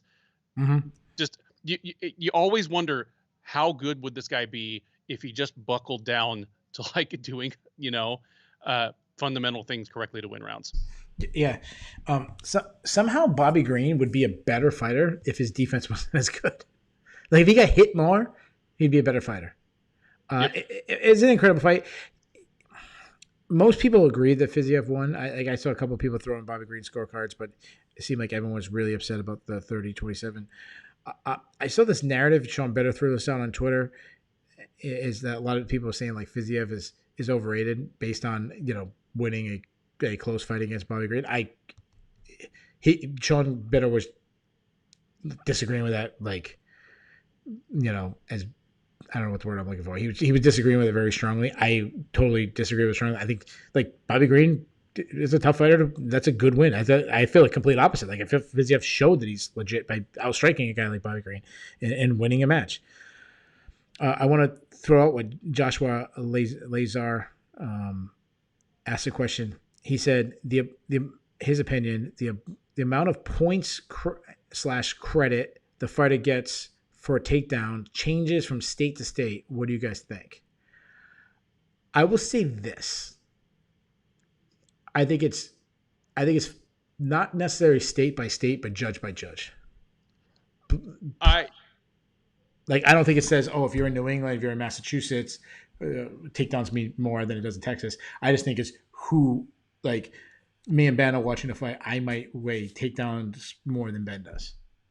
But I think it's a good assessment. Like I agree with that. Like it's not equal across the board. Well, it's definitely not equal across the board, but it varies by judge more than by jurisdiction. And the reason I say that, Joshua, is that two of the judges in this fight, Sal D'Amato and Chris Lee, they are UFC regulars that like they travel with the circus from state to state and even from country to country. Like Sal D'Amato probably has more frequent flyer miles with the UFC for like overseas cards than any other judge. The one local guy, JJ Ferraro, is the one that did score it 30-27 for Fiziev. I think that's an inexcusable scorecard. Apologize to Ferraro, who I see on a pretty regular basis here at local shows. He's a great ref, but this wasn't a great scorecard. It's more by judge than by jurisdiction because it's a lot of the same pool of judges no matter where you are. Yeah, and we're just bringing up the question about takedowns. Not that this really mattered in this fight. It was just Joshua asked right now. Vince Morales won a decision over Draco Rodriguez. I'm going to say Draco has a little Bobby Green in him where he was not getting hit clean and he thought he was winning. Like he did that like, oh my God, I can't believe I lost this fight. And I had it 30-27 for Vince Morales. The rounds were close. I thought the third round was probably the most decisive one. But the commentary team, and I know Mr. Bob Trotter did not like the commentary. I don't think it was as bad as Mr. Bob Trotter was saying. Actually, the commentary team was dead on when they said that this looked like a sparring session. And what I meant by this, neither fighter stepped on the gas. And I feel like if either fighter really turned up the fight, and especially Draco Rodriguez, as he's the one who lost. Like this fight was just dangling. Like the victory was just dangling in the wind, and neither guy really stepped on the gas to get it. Yeah, this was the only kind of lousy fight on the undercard. Yeah, it was there was a lot of striking, but the reason why Vince Morales won is simply he threw more punches and it was one moving forward. And he controlled the center, and Rodriguez did it. I don't really have anything else to say about this fight. Like it was like I think it was a good assessment saying there was a sparring session. Like there wasn't a lot of big clean shots landed. Draco took a bad loss. I don't know if our buddy Dave Chickenbarm Stewart is still watching, but if he is, he probably would want us to skip over this match as his favorite fighter, Ed Herman. Took a unanimous decision, lost to Alonzo Menifield. I'll say this: Ed Herman being on a 3-fight winning streak in 2021 was fun. Might say what you want about his last win and whatnot. I enjoyed it. I wish it didn't snap, but it did. All good things must come to an end. It reminded me of who's the judo guy there, the old Australian judo guy that was on like a nice run for a little while. He's still. I know the one that was like 39 years old. Chicken he was like 35 when he. Yeah, Chicken Parm is still here. He's crying somewhere about Ed shot fuse Herman. Oh, there he is. Yeah, what is his name? The judo guy from Australia. He corners people. Yeah. He had like And a run in his the UFC where he was like winning, and like we all knew it was gonna. Same the way I feel about Sam Alvey. Like there was a it's time Daniel something. Dan Kelly. Yes, Dan Daniel Kelly. Thank you. Kelly. Yeah. He was in. That's how I felt like when Daniel Kelly was winning. Like you knew it was gonna end, Yep. and it was like not only was it gonna end, but it was gonna end like in really ugly fashion. Like. Yes. Wow, like he's not skilled at all. Like, how do you win those? I felt the same way about like when Sam Alvey had like this like Sam Alvey had like this little streak going a while back too. That's what I feel like Ed Herman. Dude. People are talking about the chin of Ed Herman, and it was absolutely spectacular. Ed Herman's toughness is second to none. But I think it's time. I think it's time for him to retire. Like, why anymore? Like, why get beat up why get the leg kicked out by Alonzo Menifield and. I don't want to make this about Ed Herman. Okay. Like I do, because Chicken Parm Days. But all right, good. I'm trying to give the listeners what they want, but I mean, look at Alonzo Menifield and forget all the first round knockouts, forget the huge slams, forget the high amplitude stuff. This was the most impressive performance of his career to date. Over the course of like his losses to Devin Clark and OSP, I was worried that we'd seen his ceiling. Sure. Because in the Clark fight, he gassed out again worse than I've seen just about anybody gas out outside of heavyweight. And then he went into the OSP fight clearly bent on that not happening again. And instead, he got the worst of a wildfire fight and he got knocked out. I mean, there were moments where he had OSP on the ropes, vice versa, but he was the one that got the worst of it. I didn't learn anything from the Fabio Charant win. The jury is still out on whether he's UFC material. So what I needed to see from Alonzo Menifield is, can you figure out a way to beat a UFC level light heavyweight that you can't just blow through in 2 minutes? Yeah. Because once you get anywhere near the top 15, these aren't guys you're going to be able to just run over. And he did exactly that. He was measured enough that he didn't gas out, yet he was still trying to finish the fight. Like whenever Herman was hurt, like Menifield went for the finish, just it wasn't there. Yeah. See, I'm going to disagree with that. I think he played a little safe. I know people say, wow, he landed a lot of big shots, but I felt there was times where when Ed Herman's hopping on one foot, especially going into the third round, like, I felt like if he just turned up the volume a little bit more, specifically throwing the legs, I thought he could have stopped Ed Herman. Like, I understand. I'll say this, and we don't really disagree much on the recap show, but what the hell? It's a Lord's Day, so let's have a little fun. Let's go a little Cain and Abel. I feel better about some of the weaknesses I felt about, specifically his gas tank, because there was a moment, I think it was the second round, where he had Ed Herman hurt, and he kind of went in for the kill and wasn't able to stop Ed Herman, and he stepped back, and for about 10 seconds, I had this is Ed Herman's, like, this is his moment. Like, Menifield's tired. He took a step back, he regathered himself, but then he was able to regather himself, and he wasn't tired. But I felt like he played it safe. Yeah, he threw a lot of heavy shots, but if he really pressed the action, threw some heavy, like he was counter-striking a lot, making Ed chase him. I feel like he played it safe at that point. If he did the opposite, he kind of got into his leg press, I think he knocks Ed Herman out. I mean, I agree that he could have finished it, but I think he's at least striking a better balance between just emptying the tank the first time he has the other guy in trouble versus just being completely gun shy. Like, again, it wasn't a perfect performance, but I found it the most impressive performance of his career, and it was the performance he needed right now. Yeah, I'll agree with that, and I'll say I understand why you would play it safe, because Ed Herman, your coach's name is Safe. Yeah. With Safe, he was probably screaming at you to continue moving, continue circling. That is one, and you know how I'm like the biggest shill for Fortis MMA, and I understand, like, you play it safe. Why get in a slugfest? Why give Ed Herman the chance to catch your chin? A guy that has underrated power, especially in close power. They kept talking on the broadcast, and also as I think it was Joshua was saying the only way I wouldn't say the only way Ed Herman wins, but the best chance Ed Herman wins would be to get into a clinch, possibly get a takedown, maybe get a sub, maybe get some ground and pound. I get that. Like, why gamble? No, I understand. Like, as a fan, I'm hoping he goes in for the kill. But as a coach, as a teammate, as whatever, as a family member, it was absolutely the right thing to do for Menifield. I don't know. I don't know how I feel about this guy yet. So you feel better. I'm still putting on. I don't know. Well, he's still a ways away from any sort of contention, but this was a step towards realizing the potential that you see in his physical tools. Yeah, sure. I mean, I asked Lev on the preview, is this the largest gap in apparent athleticism between two people in a UFC level fight ever? Because you've got 40-year-old Ed Herman, who was probably the slowest guy in the UFC 10 years ago, versus a guy that looks like an NFL strong safety. Yeah. Yeah, middle linebackers on it. Yeah, a couple people in the chat. Chris was talking about the standing hammer fist. Yeah, that's the point I was talking about, where Menifield couldn't finish him, where he was going hammer fisting him.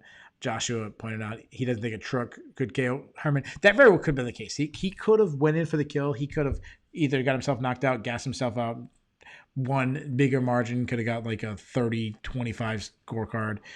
Yeah, very well could have been the case. Ed Herman might not have been knocked out. I think he should have retired, though. I'm just like, I don't want him to like win one, lose one. Maybe you let him have a retirement fight. Maybe you dig up someone that Ed Herman can beat.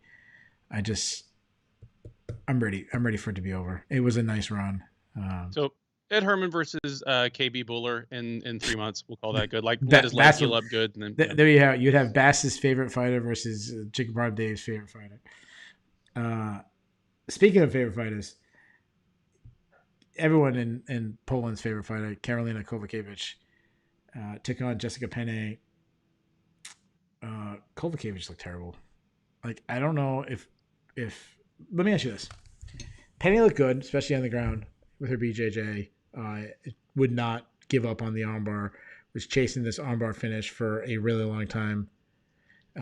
Chris is pointing out that Ed Herman was on a 3-fight win. I know, I understand that. I'm not saying like he's done. I'm not saying he's a washed fighter. I just like, what's the point now? Like, you obviously he's never going to win the title, and I don't know. And there's a little bit of smoke and mirrors to that. Yeah. That's the Mike Rodriguez fight was an all-time robbery. Yeah, the Mike Rodriguez fight. It just, the skills aren't there. Like he somehow he wins, and his toughness and everything that Josh was pointing out is why Ed Herman is somehow competitive in fight. Not in this fight, but competitive. But we'll moving on to a fight that wasn't competitive. Shout out to Jessica Penne. She chased that armbar, was relentless in it. Finally got it. Karolina Kowalkiewicz looked bad. Penne looked good.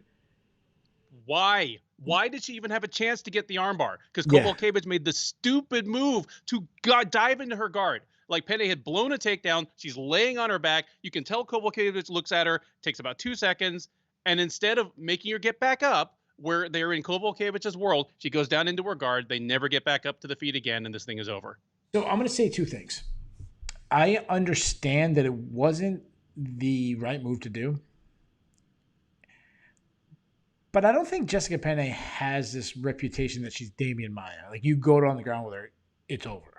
He's not Ryan Hall. It's not.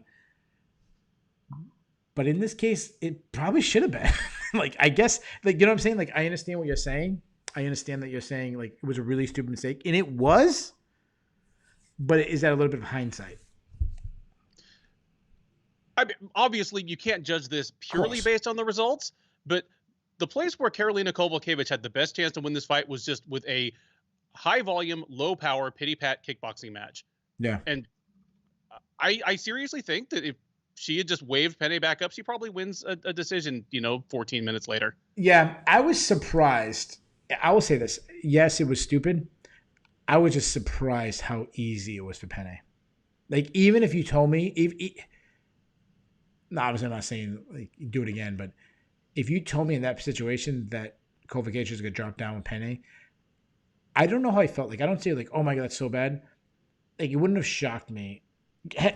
Hindsight. It's different. But then trying to put myself in that moment, if Kowalkiewicz out-grappled Penne. If you told me like 24 hours ago that Kowalkiewicz out-grapples Jessica Penne, I'd go, I'm slightly surprised, but not totally surprised.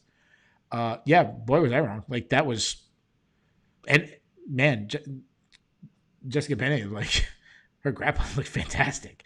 Let me ask you this, and it's probably the answer is probably somewhere in between. But did Jessica Penne look good, or did Kowalkiewicz look terrible? Which one is Kowalkiewicz looked terrible. I mean, she looked like a woman who's on a 5-fight losing streak. And to answer the question in the chat, is probably getting her walking papers. Otherwise, she's entering the BJ Penn territory of, and she does not have BJ Penn's reservoir of goodwill to keep her unnecessarily on roster. Yeah, she doesn't even do the. David Chickabarm knows I love the Kowalkiewicz wink. She didn't do it yesterday, so maybe that's another reason why she lost. I was waiting for the wink, and that was a great thing of a Kowalkiewicz. They used to zoom in and she'd do the wink, and it would somehow travel all the way to Coventry, Rhode Island. I don't want to see her in bare knuckle boxing. Like I'd rather see her fade away than do that. Like, I remember like Instagram and different social media. I remember they were like, "Oh, Chad Mendes is making a comeback." I'm a shill for Chad Mendes. I'm like, "Oh yeah, Chad Mendes." I love my wrestle boxes. He's coming back. And then like signs with bare knuckle boxing, and I'm like, "Oh Jesus Christ, great!" I can watch him fight Leonard Garcia. How fantastic is that? Anyways, Penne. I know a lot of people didn't like her last one, but after a really long layoff, she's 2-0 now in the UFC. The former title challenger. She's 38. There's gonna be a hard ceiling on how much she can do, but if she can keep beating UFC strawweights without getting like horribly beat up herself, more power to her. Like it's kind of like the Ed Herman thing. If she strings together a couple wins, I'm all here for it until she starts running into that next tier of fighters and starts getting hurt really bad. Yeah, and I don't even know if that's what's going to happen, but I know that on the losing streak that saw her go away for 4 years, Joanna Jędrzejczyk and Jessica Andrade both hurt her really bad, and they're both still there. Yeah. So Yeah. And the argument is that's Joanna Jędrzejczyk and Jessica Andrade. You know what I mean? Like that's the argument. Like, yeah, she's not that level, but she, like, this win doesn't look that good. But like 3 years ago, this would have been like incredible win. So that kind of goes back to I still feel this says more about Kowalkiewicz than like I'm lower on Kowalkiewicz than I am high on Penne moving forward. But yeah, good win. Speaking of good win, Manel Kape versus Ode Osbourne. The most impressive thing I think Manel Kape did, other than like a switch knee flying knockout, is the way he sidestepped Daniel Cormier's question about weight, like him missing weight, like completely. Somehow he sidestepped that and got in like, and I'm the best flyweight in the world, though you didn't make flyweight. Like it was pretty incredible how he, like somehow he's disrespected after missing weight like really badly. But that was most impressive. Let me ask you this question: weirdest thing is the weirdest thing of the night that he got his black belt in BJJ after getting a flying knockout. Well known, Brazilian jiu-jitsu technique is to like launch that jumping knee and just tag the guy right on the chin. Yeah, that's highly advanced jiu-jitsu. Yeah, that was pretty funny. It's funny. Like if he had lost this fight, almost certainly cut from the UFC. Absolutely, yeah. Like between missing weight and losing his third straight, and he would be very high on the list of disappointing fighters who came across as champions from other organizations and then just absolutely like did nothing in the UFC. Be very high on the list. Even though he beat Osbourne, and again, like I was riding the Manel Kape train hard when he signed with the UFC all the way like almost 2 years ago at this point. I didn't see anything that makes me think he has anything for the top 10. Well, I'll say this.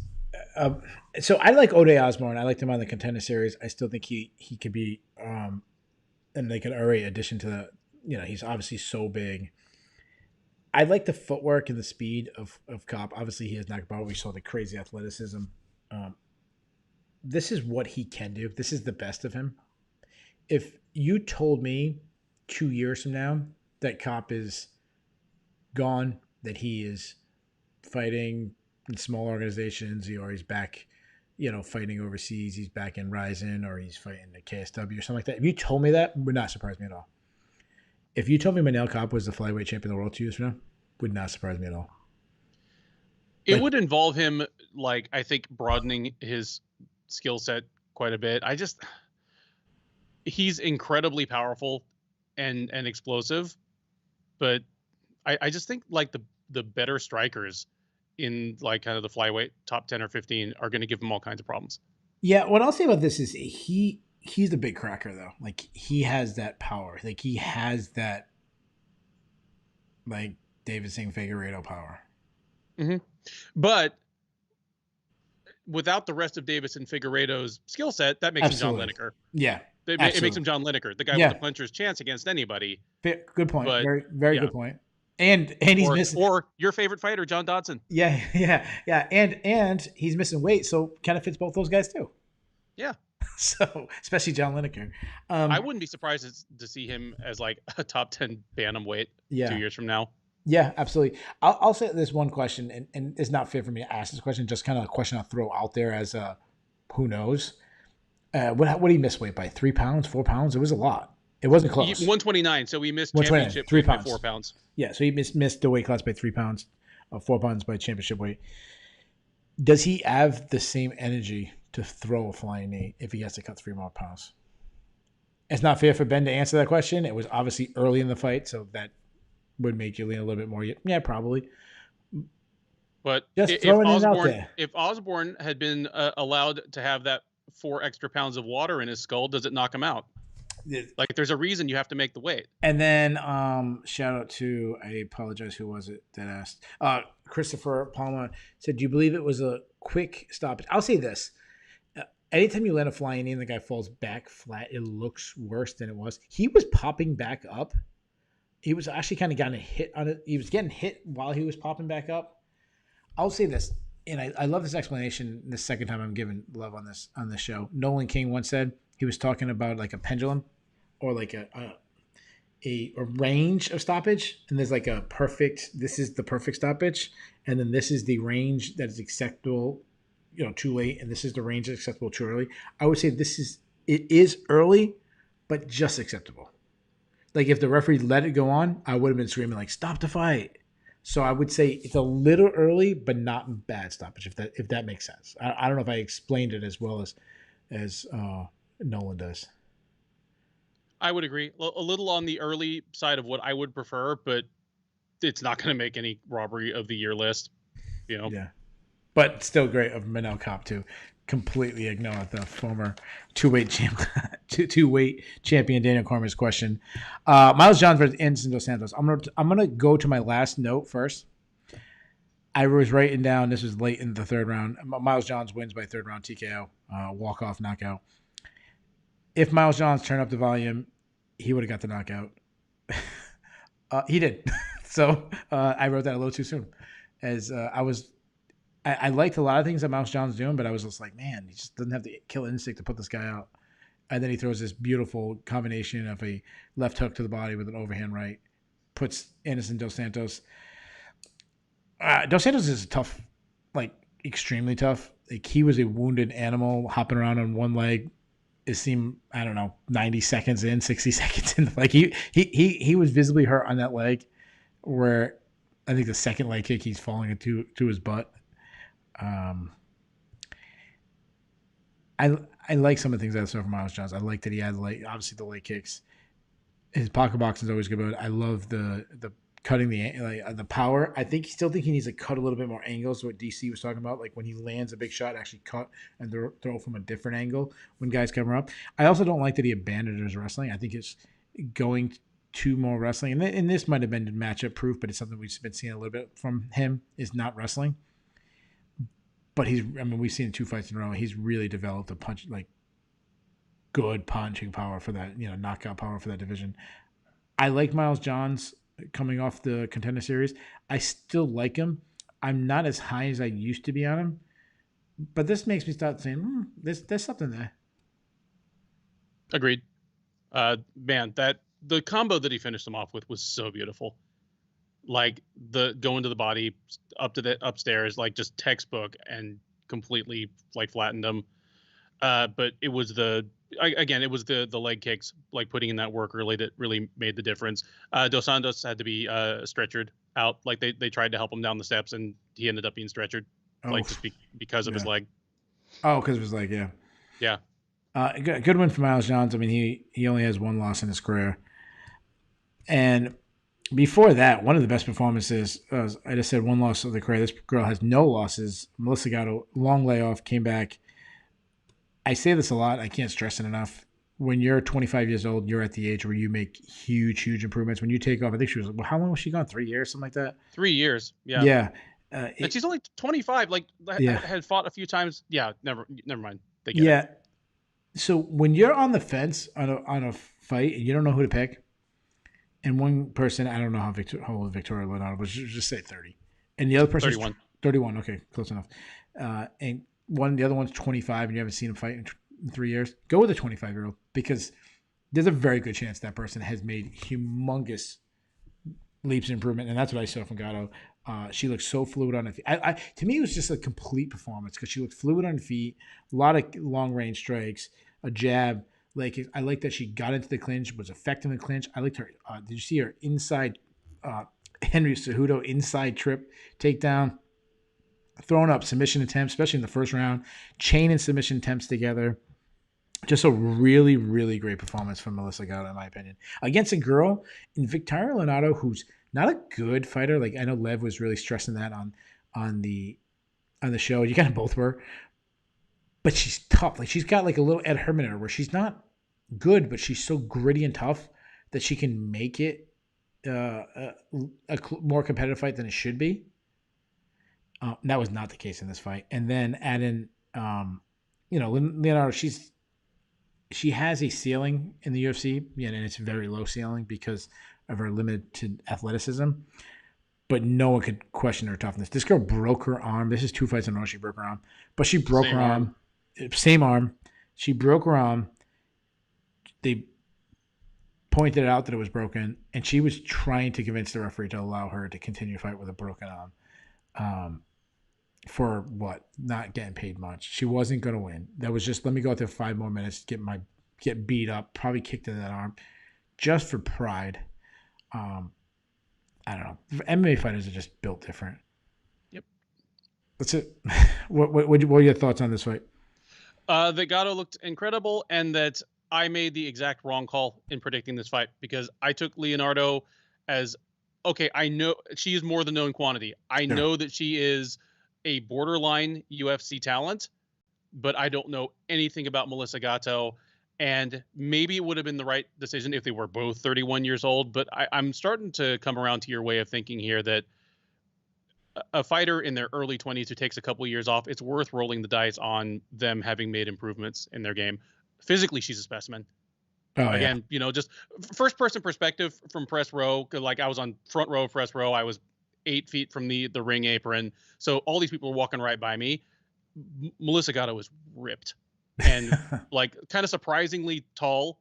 Like she's a real flyweight just in terms of physicality, and showed all the skills in a complete domination. It's funny that you talk about how ripped Gatto is, because that's usually what Leonardo's known for. Like, say what you want, but usually look at Leonardo and you're like, wow, man, like, she's not good. But no, she's a brute. Like, and kicking off the card, Johnny Munhoz versus Jamie Simmons. I felt like this. Now, Munhoz was a popular pick from pretty much everybody, but I felt like Jamie Simmons made this fight so easy for Johnny Munhoz. So what I mean by that is, Simmons was so scared of Munhoz's takedowns that he wasn't committing to any of his strikes. Like, he wasn't committing to his own offense, that he allowed just Munhoz to kind of throw from the outside and then eventually take him out. Like, he didn't give him any opportunity for his own offense. Yep. That's pretty much it. Like I hated it. Like if I was his corner, I'd been like, dude, go on your shield. Like you're better off getting taken down, but throwing your own offense. Yeah, terrible mistake by Simmons to when he got taken down to give up his back. Munhoz BJJ was incredible. His back control was incredible. I mean, this is an IBJ JF champion. Like you can't go to the ground with a guy like this. And I don't know, but you can't also fight scared. You gotta fake some shots to draw out the attack so you can land stuff. He did nothing. He just refused to throw. Kind of an easy win for Johnny Munhoz. Agreed. I understand why Simmons approached the fight the way he did, but you've got to give yourself some chance to win. And Chris Palmer pointed out that one of the judges gave Leonardo the first round. I did not know that. I was driving through. I think I was at Connecticut at that point. I was watching the fight and scoring. I was submitting my scorecard in. I didn't see Twitter that's really bad if someone did. So there you guys have it. We've covered all the fights. Let's do the fun stuff. We have the Bulls and the Bears, the cut list, and our overall grade. Ben, let's do it. You want to do the cut list first? Sure, let's do the cut list. I got 2 names. How many names do you have? I have 2 names. All right. So the way the cut list works is if both me and Ben agree on a fighter, we say that they are officially on the Shillen and Duffy cut list, meaning they should no longer be in the UFC and they should be replaced by somebody else. Obviously, it's a negative thing, but it's a positive thing for future person that we say that should be added. You want me to throw my names out, or you want to throw yours out? Go for it. Throw yours out. Both mine are females. My first one is the girl we were just talking about, Victoria Leonardo. She's now 0-2 in the UFC. She has 2 broken arms, same broken arm. Bad luck for her. She's gonna be on the shelf for a while. I think the UFC just, it sucks to say after the girl got her arm broken. I was just praising how tough she is, but she's not skilled. I'd move on from Victoria Leonardo. She wasn't on my list, but I'm actually okay with that. Like, add her to mine. Okay. And my other one is, and Dave Chicken Promise Stewart is going to be surprised that I say this, but it's my girlfriend, Karolina Kowalkiewicz. She's lost 5 fights in a row. She looked terrible in this last performance. She's looked terrible for a while now. I'd cut Karolina Kowalkiewicz. She was the other one. Easy one for me. Again, she's an important name in the history of this division as an early title challenger, but she is not BJ Penn or Gilbert Melendez in terms of overall MMA accomplishment. On 5 straight losses, during most of which she hasn't shown too many signs of life, it's time to move on. Yeah, I'm assuming the other person that you have on your list is Jamie Simmons. Oh, did I lose Ben? Ben, you there? Oh, did we lose me? One of us is lost. Is it Ben or is it me? If it's Ben, can you please say we lost Ben, and I'll try to dial him back in. If it's me, oh, did I lose you, Ben, for a second? Oh, anybody in the comments can tell me if one of us is lost, both of us is lost. Ben, are you there? We lost Ben. All right, I will do this. This is how we do it live, guys. I appreciate that. I'm gonna kick Ben out of here and try to dial him back in. See if I can do that. It's been a long time since we've lost audio. If that is the case, so I just kicked Ben out of the call. Should take a second for me to hopefully pull him back in.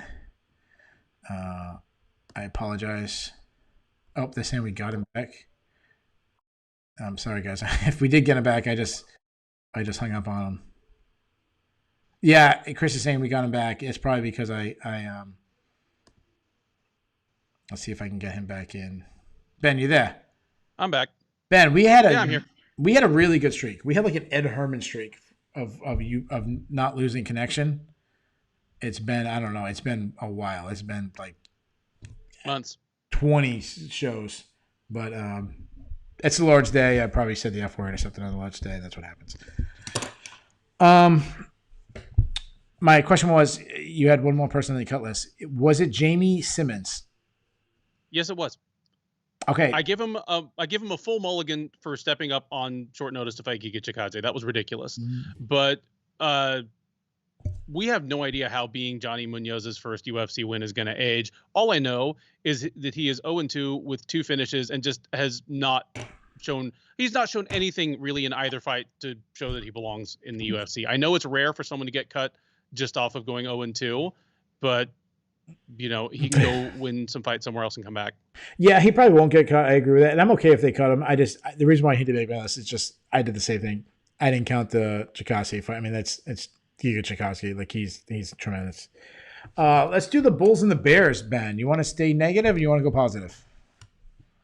We might as well get all the bad news out of the way first, right? All right. So the negative, I'll explain to people who, in case you never watched the Bulls and the Bears, it's a stock market reference. When a stock is doing good or the market is doing good, they call it a bull market. So you want to be on that list. When it's going bad, your stock is going down. It is a bear market or bear stock. I'll go first. We do it hockey style. You can pick up to 3. 3 being the lowest one. 1 being the person whose stock fell the most. My number 3, Casey Kenny. And what I mean by that is he lost his last 2 fights, and it's almost lost in the same manner where he really struggled with movement. So to me, Casey Kenny's stock is starting to fall. My number 2, it's got to be Karolina Kowalkiewicz. I mean, 5 losses in a row, hasn't won a fight in over 3 years. This is a girl that was fighting for the title somewhat recently ago and is nowhere near that. Now she's fighting for a roster spot. And my number 1 is Pedro Munhoz. And what I mean by that, he's now lost 3 out of 4 in a division where you can't really afford any losses.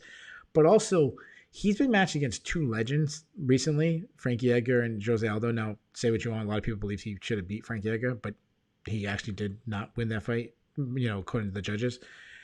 And regardless, those 2 fights that he was favored in that he did not get his hand raised against Jose Aldo and Frankie Edgar. So Pedro Munhoz stock has really fallen. So those are my 3 bears. What is your bears, man? I also had Kowalkiewicz for all the reasons you mentioned. I also had Kenny for all the reasons you mentioned. In fact, Kenny is my number 1 because when he lost to Dominic Cruz, the story coming out of it, at least to me, was how good Cruz looked. Here is a loss where, okay, now we're talking about the things Kenny should have done better, should have done differently, ways that he maybe, just gave away the fight. That's not a good look. I've also got to throw in there Derek Lewis. Obviously, when you walk in as almost a 4-1 underdog, you're expected to lose. That's what the odds mean. But just to get, again, kind of snake charmed and hypnotized the same way Gane has been doing to everybody else, and just not even show any spark of life, even for the crazy Houston crowd that were like, okay, he just needs one punch. There was never any hope that we were going to see that one punch. It was a demoralizing loss. All right. So yeah. He's on my Bears list as well. So let's go to the Bulls. This is the guys that could be a storyline, could be multiple things, that had a great night, whose stock rose. Ben, I'll let you kick it off. Who is your number 3 Bull? Okay, number 3, Rafael Fiziev. A storyline on a lot of the fights tonight is that the losing fighter actually showed out pretty well, and just the winning fighter was able to deal with it. Where we're saying that about Tecia Torres, about Vicente Luque, about Jose Aldo. Fiziev is absolutely there.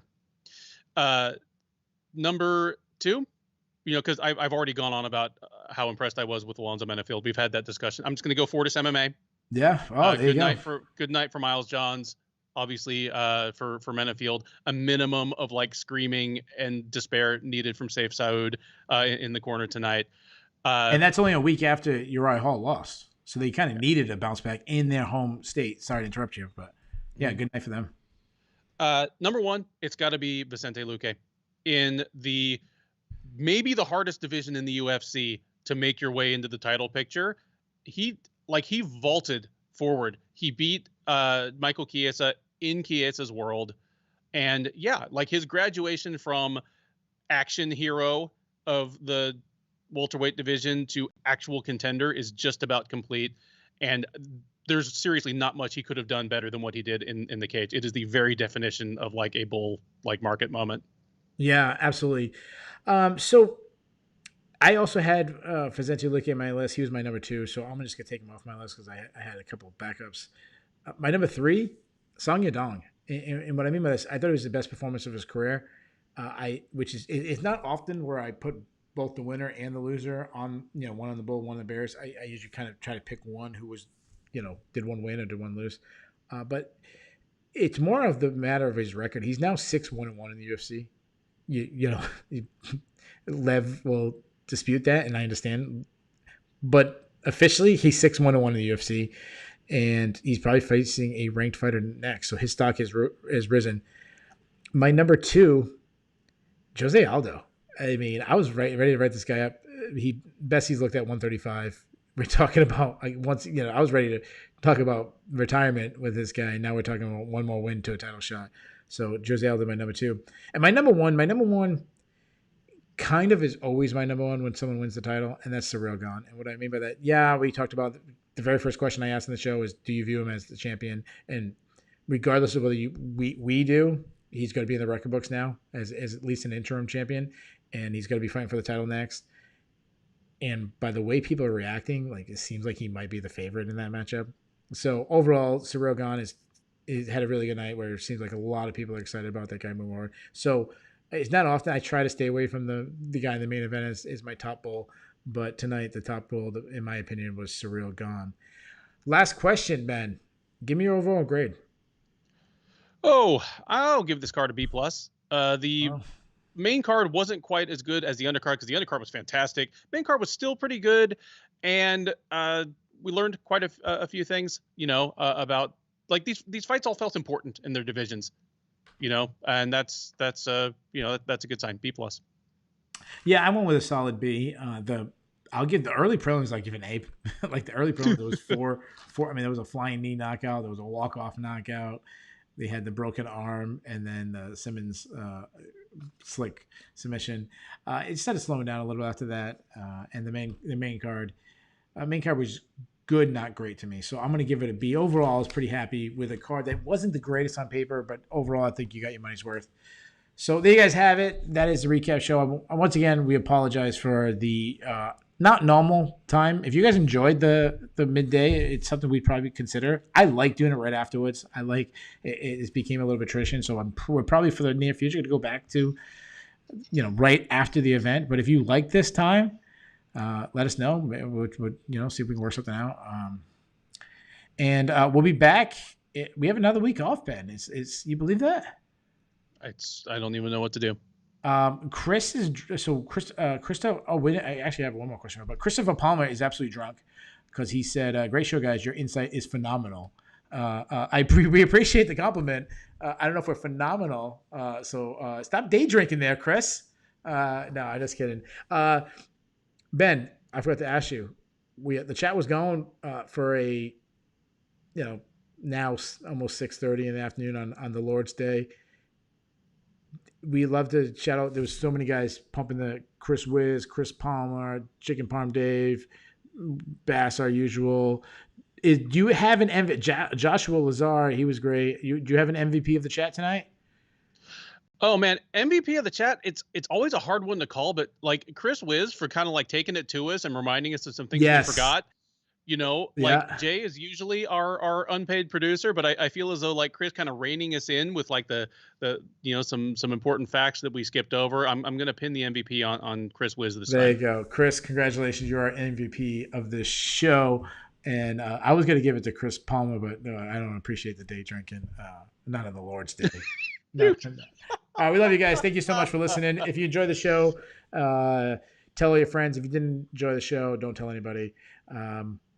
Joshua Lazar is pointing out that next week we have the PFL playoffs and Bellator. I will be live at Bellator, so make sure you head over to the Sherdog YouTube page. I've been all the I don't watch Bass's Thrown Out Bare Knuckle Boxing. Anybody who's ever heard me on this knows I despise bare knuckle boxing. But if you like that, do your thing. But he has been.